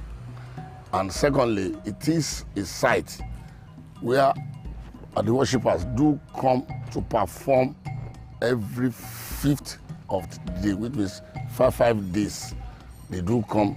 For example, in churches, we go to churches during the week, but on Sunday, we christen it to be, we go to church on Sunday. Likewise, the Muslim goes to mosque on Friday. So despite the fact that the devotees do come interval, but they have a 5-day, which they call Ojose. Aside this, the uniqueness of this site is the name Oshogbo was derived from this site. The appellation of the king was derived from this site.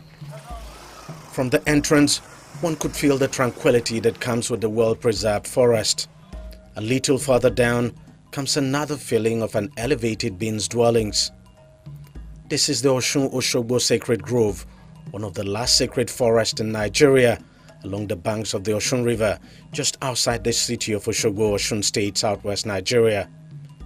In this forest of 75 hectares of undisturbed areas of land, no residential building is allowed, no killing of any kind of animal, no fishing, no hunting or felling of trees. Apart the fact that it is 75 hectares of the core zone and 47 hectares of the buffer zone, is one of its kind in sub-Saharan Africa and the second UNESCO World Heritage Site in Nigeria. The kind of people or crowd that comes around, one will be marveled, why this? But it is a festival and a river that people believes in. Because of the sacredness, you can't cut a tree, you can't fish. And if you are not a devotee, there are certain activities you don't do so that you don't blame yourself. The one path that cuts right through the grove is lined on either sides with sanctuaries, illustrations of traditional Yoruba deities and primary high forest. Adekunle Olatunji is the curator and site manager of the grove that has existed for over 4 centuries. On a tour of the sacred forest, Olatunji describes how the name Oshogbo came about and what the grove stands for. At Ikpole, some kilometers from here is in Iboku. There's an hunter. It's not just an hunter that going to the bush to kill rats. It's a big hunter that hunts for elephants, bigger animals. In one of his sojourn, then from Ikpole looking for where they can get water, they now got to this site. On getting to this site, he was astounded. We were looking for almost a 40 kilometers from here, looking for water, still large water here. So he decided to go back to inform the king. My brother, we are hunting, I got to his place and I saw this river. So the hunter then was Oguntimeyin, while the king then at Ikpole is Laroye. So the two of them came down to the site, seeing what they wanted. So they decided to settle down at the bank of the river.